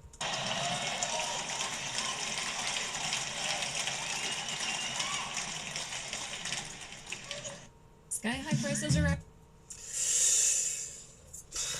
We may have a little bit of a scandal on our hands here, because that was so clearly not improvised. It was way too polished and refined. The direct wordplay, the like when he points, you point, is like a, boner joke. It's like that would have been like, all right, maybe he's real quick. I've known people who are very fast with wordplay. But then the whole, like, you have a hunter here. So I guess I'll have to kind of elaborate because you guys can't see. But he grabbed the mic stand. He put it under his arm like it was a shotgun. And he goes, you have a hunter here, and you have a hunter here. And he, like, kind of, like, did a whole act out that, like, if on the minute chance that he actually improvised all of that, and that was crowd work, it was organic, that he just came up with in the moment, he needs to quit everything else he does and only do that.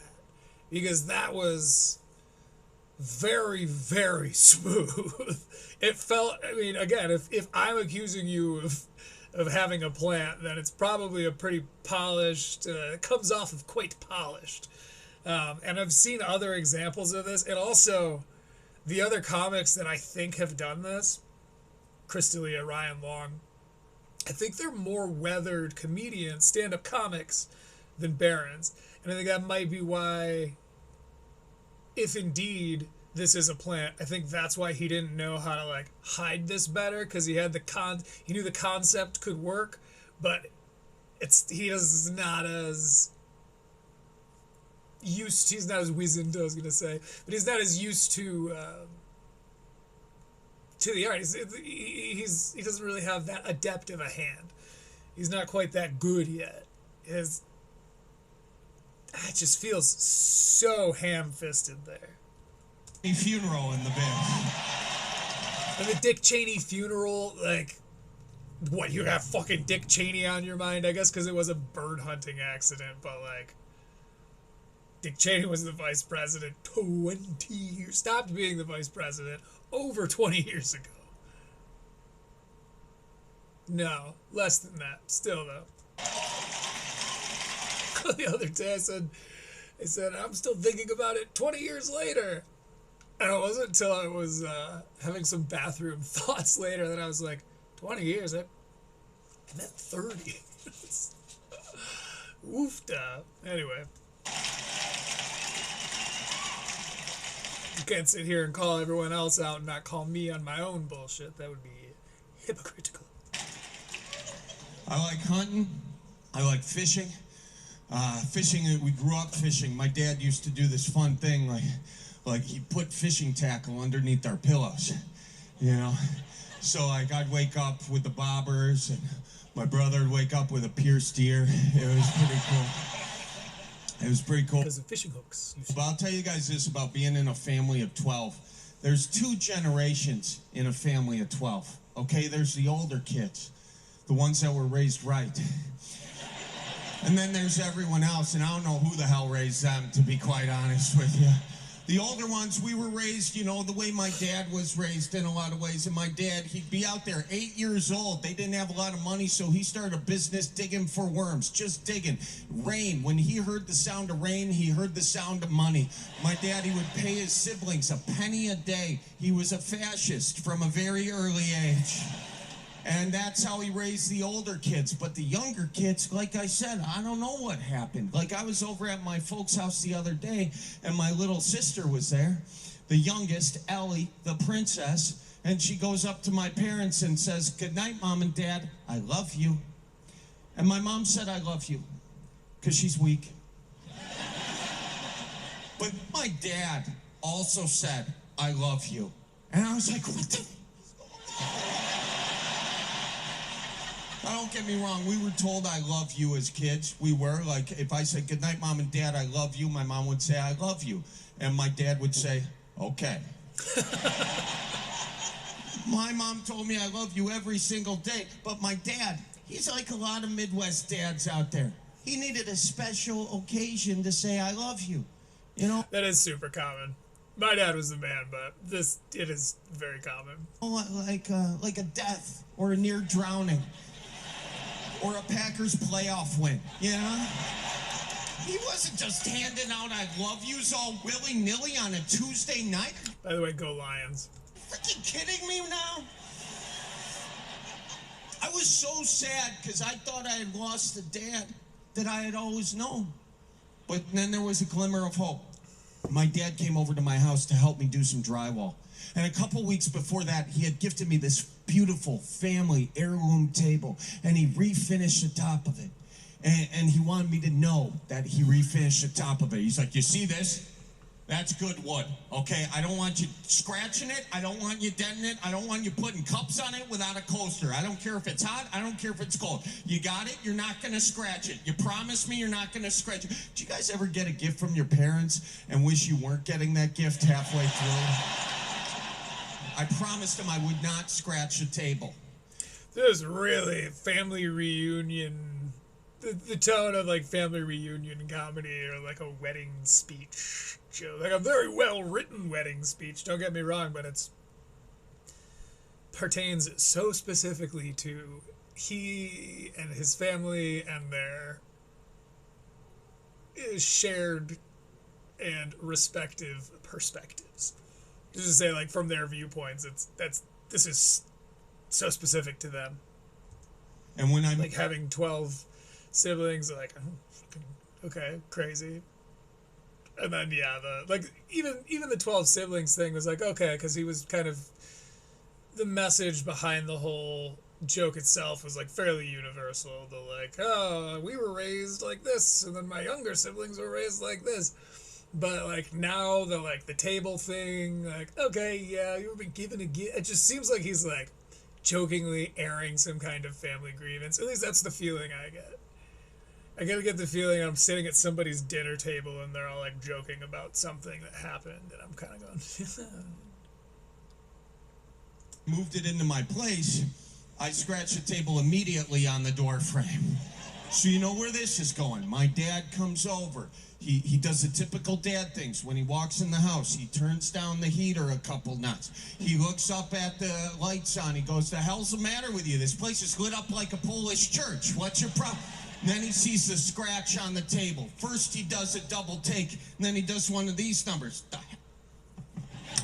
Are you kidding me? I told you not to scratch the table. If you can't take care of this, I'm going to ratchet strap it to the back of the truck, take it over to your sisters or someone who cares. I'm serious. I'm going to put it on the back of the truck. I'm going to get on. Something so weird about knowing this guy he's talking about, his dad, is in the audience. It's like, the highway. I'm going to I don't think it makes it like awkward or anything, but it adds like a weird level to it. to go 35 miles an hour with the emergency lights on and tell all those pricks on the road to go around, go around. Oh, are you crying? Are those tears? I'll give you something to cry about. You better dry them up. And I was crying, guys. I was crying like I hadn't cried in a long, long time. Because the dad I thought I had lost. He was there the whole time. Yet again, very long setup. I stand behind what I said regarding this being like more of a humoristic take than full on, you know, a little bit more, as I said, bombastic stand-up comedy. Because it's very, you know, very observational in its nature. It's specific to his perspective, which is fine, but it's more like, again, it's more like fun, funny thoughts. And that's why all of these are ending in like rounds of applause rather than people being like, oh my God, that's so funny. I think clearly knows his audience, and zooming in on the old asses again, they seem to be having fun. Excuse me, Widget, my goodness. Right into an ad. Right into an ad.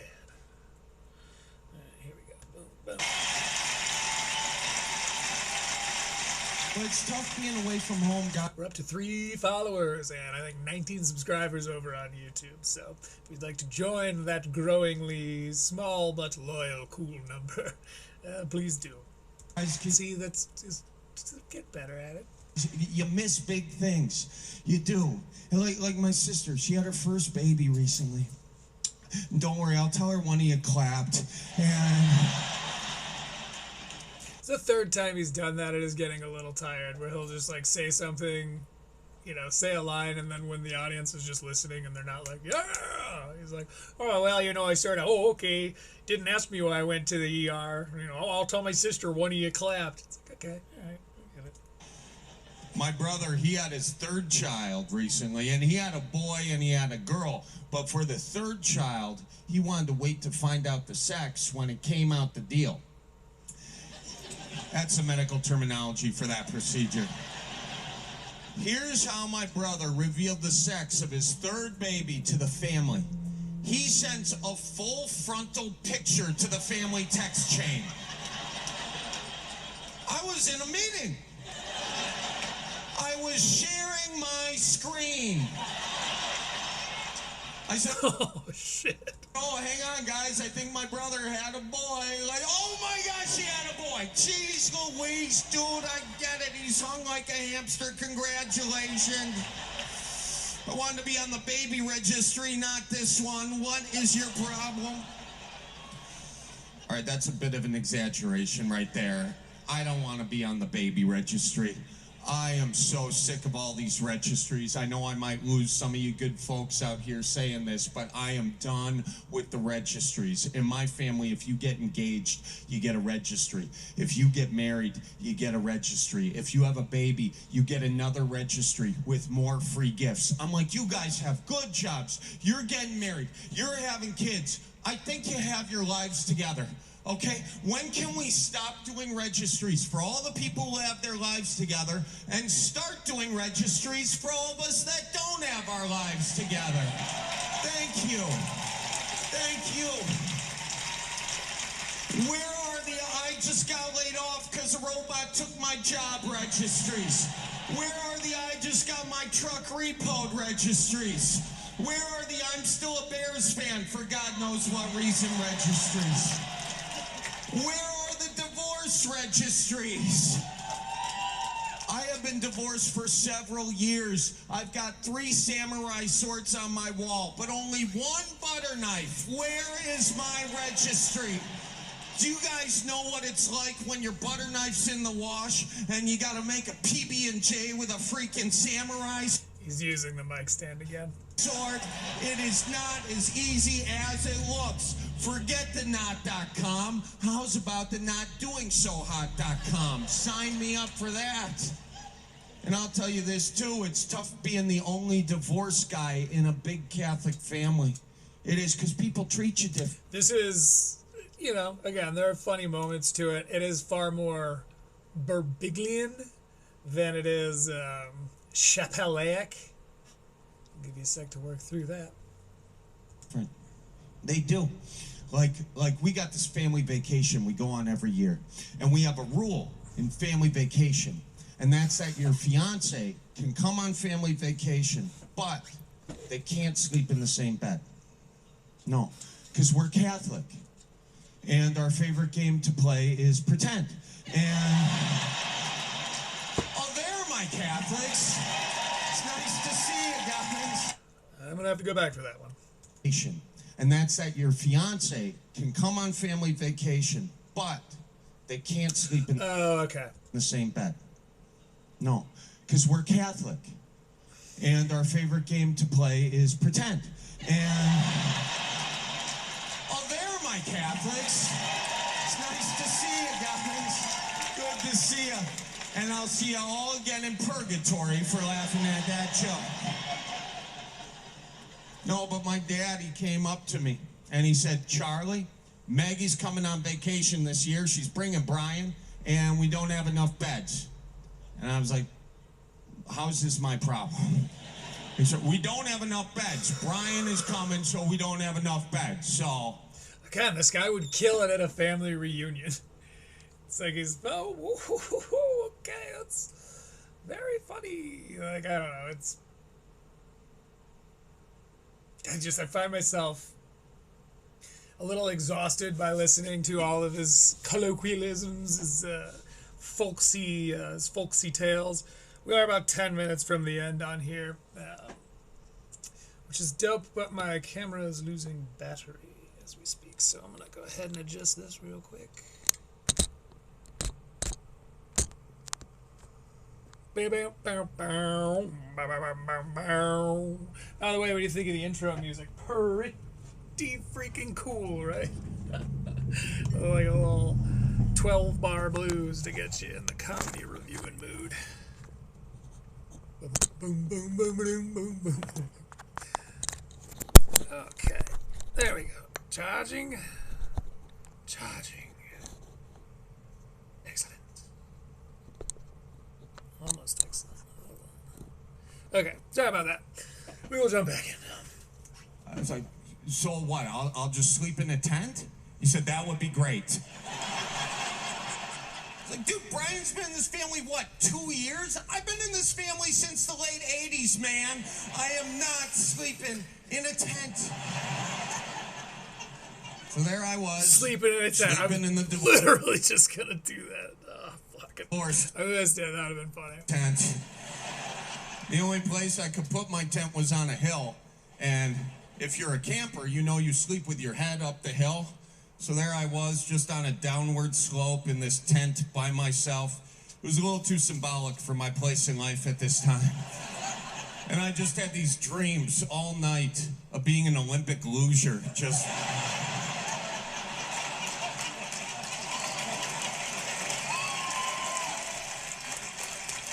Clapped her.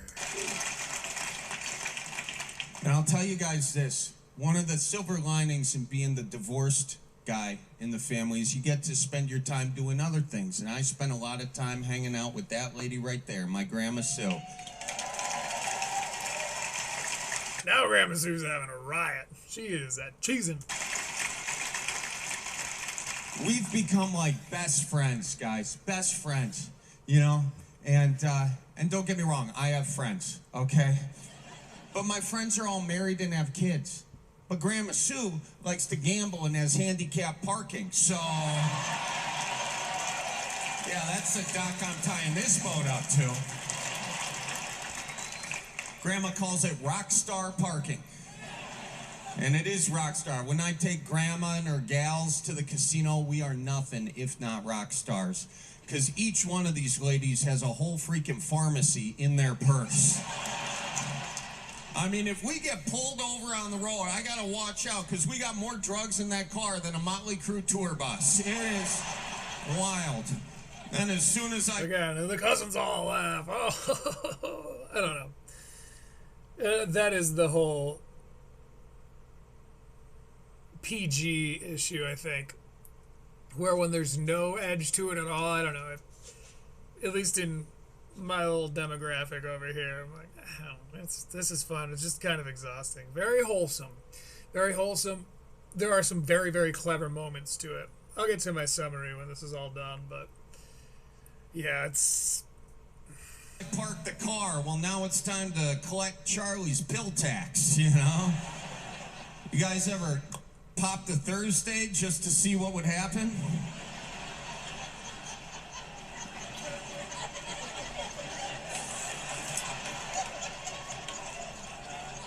You get thin blood and minor hallucinations. Tell you that much. Now, the reason we go to the casino, of course, it's for Grandma's health. You know, because she's got a bummed leg, you know, and it's hard for her to get on the treadmill. But as soon as the doors to that casino open, gone. She's doing long strides, ladies and gentlemen, long strides. You know, I bet this killed that night at the casino. Like, I think that's probably how it ended up here. You do not find Grandma Sue unless Grandma Sue wants to be found. And the last time we went to the casino, Grandma Sue wanted to be found because she was out of money. She's waiting for me at the door with tears in her eyes. Char, I lost all my money. I was like, Grandma, it's been 4 minutes since I parked the car. Now, look, I'm a good grandson. She didn't think that was as funny. All right, so I loaned her $20 at 2 points. But it came with a lecture. I says, you can't put this all in the Wheel of Fortune machine again. You can't trust that damn Pat Sajak, all right? Honestly, this, again, is funnier as a short. This is funnier as a little skit. She took the money, she was gone. And I didn't see her for hours, guys, hours. I didn't know if she was dead. I didn't know if she was alive. I got so concerned, I almost left the blackjack table, all right? But then I lost all my money, so I did leave the blackjack table, and I got serious about finding Grandma. And I couldn't find her anywhere. And to the point where the security guard came up to me and said, can I help you, sir? And I says, yeah, I lost my Grandma. He says, can you describe her? I says, yeah, she's, you know, a short, older lady. She's got white hair. She's got a purse. She's got a walker. She's got a gambling addiction. And this poor guy is looking out over the whole casino like he's trying to pick out a moth in a porch light. Because there are lots of moths in porch lights. Just then, Grandma Sue found us, this time with a winning ticket, $1,800. And she goes, that's why you light a candle in church, Char. I was like, that's great, Grandma. Can I have my $20 back? And she goes, that was a gift. Gone. And now, oh, sorry, I hit you. He's currently, so he went, when he was doing that, he walked all the way to the side of the stage. He's walked down the stage, and now walking into the crowd. More as the story develops. There, now, Grandma Sue, we get to have your version of this story. So now he's kneeling next to his grandma. It's choking me up. It's beautiful. Is that how it ended there? No. Well, you're not supposed to give away my deal here. What happened? I did give you your $20 back. But it would be a better story if you didn't. You see the last laughs I got there, right? The only problem is I lost $400 because I gave you your $20 back. That's when I called it quits. Grandma, what advice do you have for all these people I am so curious to know what she meant by that. out there gambling? What advice do you have for them? Just keep on gambling. Just keep on gambling, ladies and gentlemen. Aww. And Grandma said, Hey, kiss down the lips. just keep on gambling, ladies and gentlemen. Grandma said.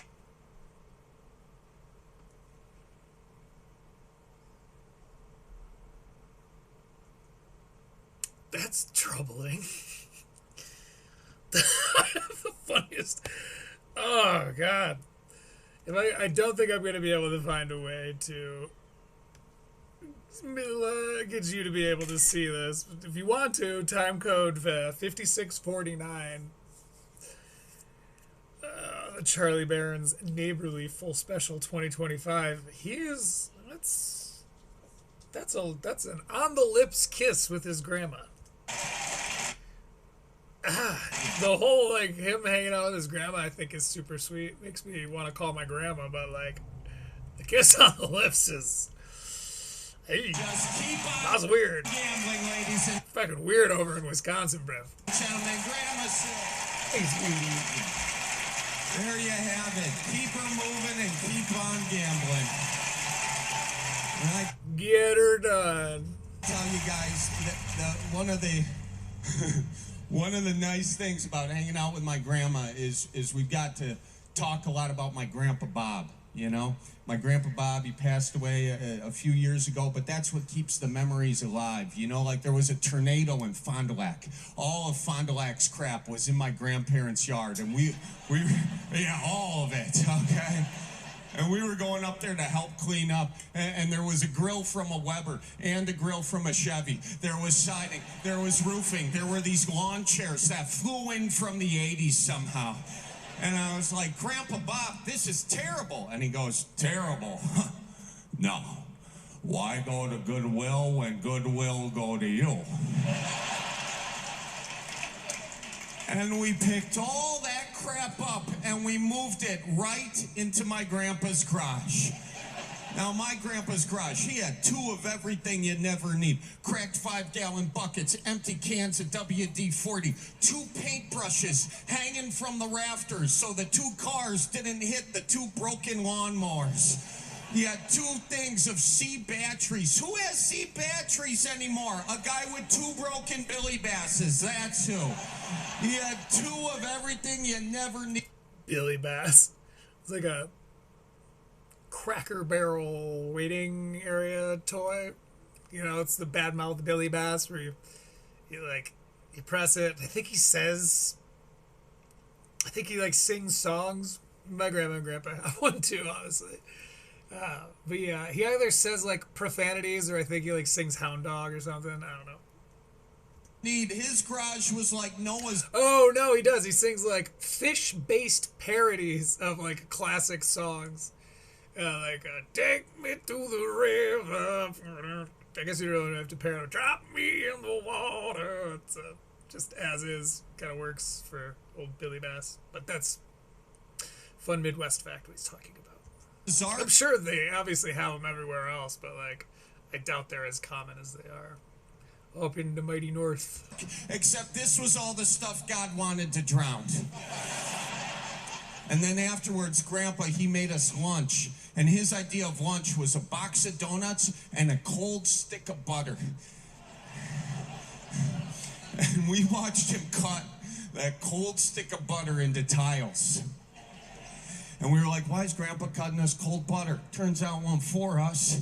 He took a Long John donut from the box. He put it on his plate. And by plate, I mean paper towel. And he proceeded to tile that Long John donut like a bathroom floor. And then he cracked a beer. And he put pepper in the beer.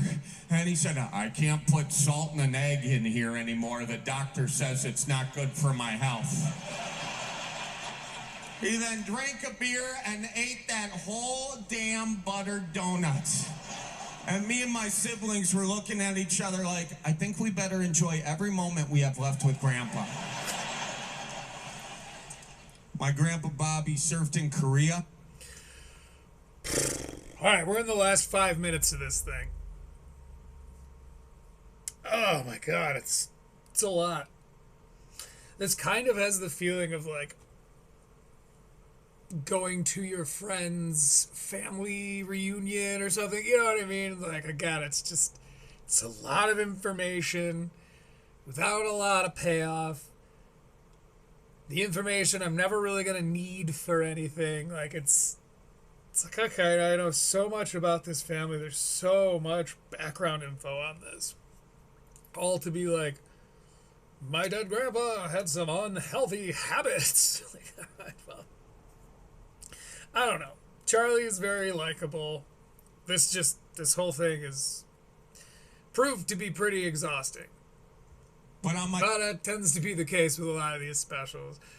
I do it fairly intentionally. I've been choosing, I try to mix it up as far as like very well established comics who are supposed to be very good, and I can kind of go after the like A tier comics, or there's like Charlie, who's more of like a YouTuber who also does stand up, from what I understand and have surmised from this special. So it's exhausting because I chose a B tier, C tier stand up comic on purpose. But yeah, I'm probably gonna need to go with a pro. A woman who is a pro will probably be the next one I do. I'm not sure who.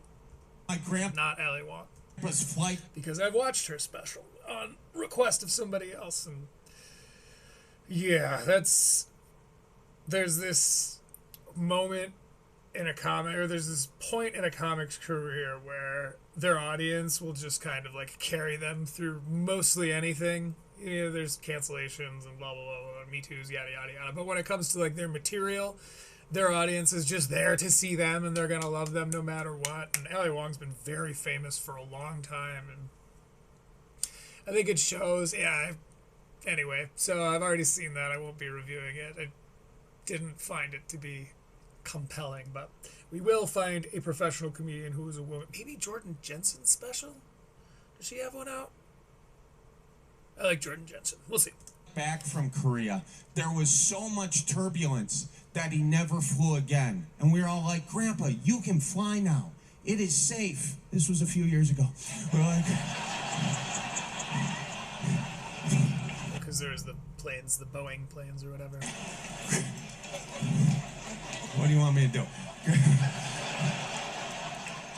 Grandpa, you can fly now. It is safe. Are you afraid of dying? And he said, oh, no, I'm not afraid of dying. No, when it's your time to go, the good Lord will take you, because it's your time to go. But when it's the pilot's time to go, I'm not going to be in that goddamn airplane.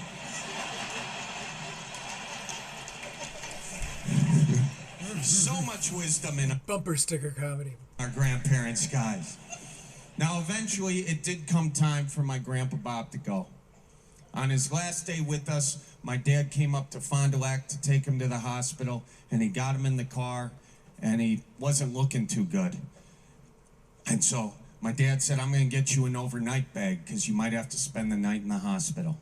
And that's when my Grandpa Bob looked at my dad and he said his last 3 words. He said, I love you. I'm kidding. He said, that sounds expensive. Those were his last words.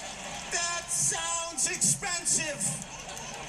And what we didn't realize was on Grandpa Bob's last day with us, he was teaching us a very important life lesson. Because as soon as he said, that sounds expensive, now he's got to take a $5,000 ambulance ride to the hospital. Ambulance ride, $5,000. ER bill, $3,000. Life support, $6,000.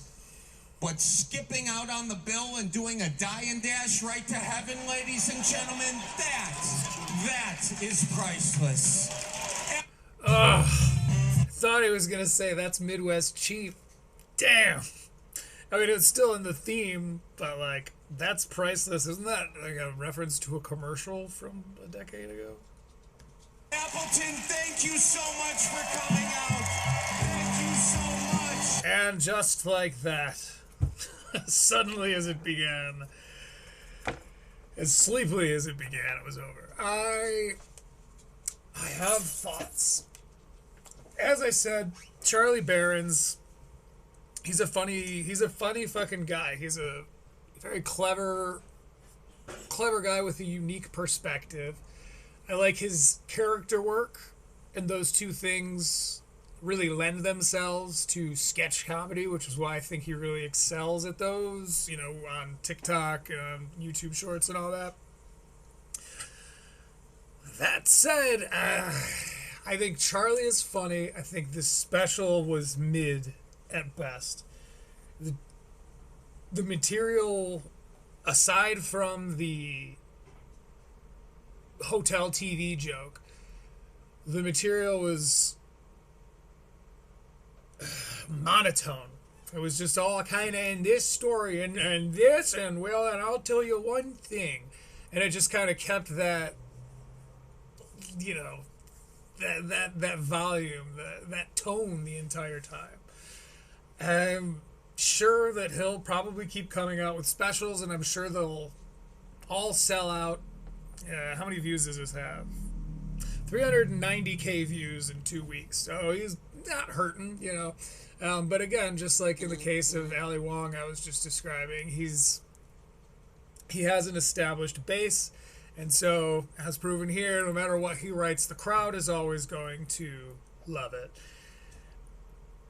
On the note of writing, you can tell that he has these witticisms. He's really more of like a humorist. I'm sure I can see why he's an Emmy-winning journalist, because these little turns of phrase that he has, these interesting ways of turning things on their ear, really lends itself again to those like clever observations. But as far as like stand-up comedy where you find yourself really, really laughing, this ain't it, bruv. I hate to do this to my main man, but that's a 5. You know, I was going to say a 6, but the doctor bit I hated, and especially the ads it starts off every like 3 minutes. So we have an ad at 4:50, 10 minutes, 14 minutes, 16 minutes. So it's especially very early on, they were highly stacked. He's a YouTuber. He should know that that's really going to impact the experience. Even fucking dumbass Ryan Long knew it. So I gotta say 5.5 on this one. Hate to do it to you, Charlie. Not my cup of tea. Funny stuff, just as far as the writing is concerned. You're up against some big dogs, my man. Anyway, I hope you had as good a time as I did. If you enjoyed, be sure to like and subscribe, because we are indeed of a tribe. And this has been Critical Eeks. In the meantime, be nice.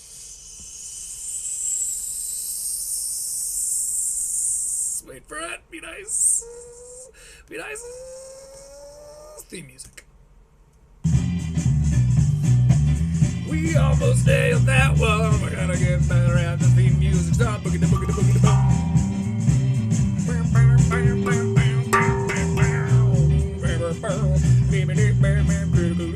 Hope you had a good time. I'm the fuck out of here. YouTuber Charlie Berens. You disappointed me and all of us.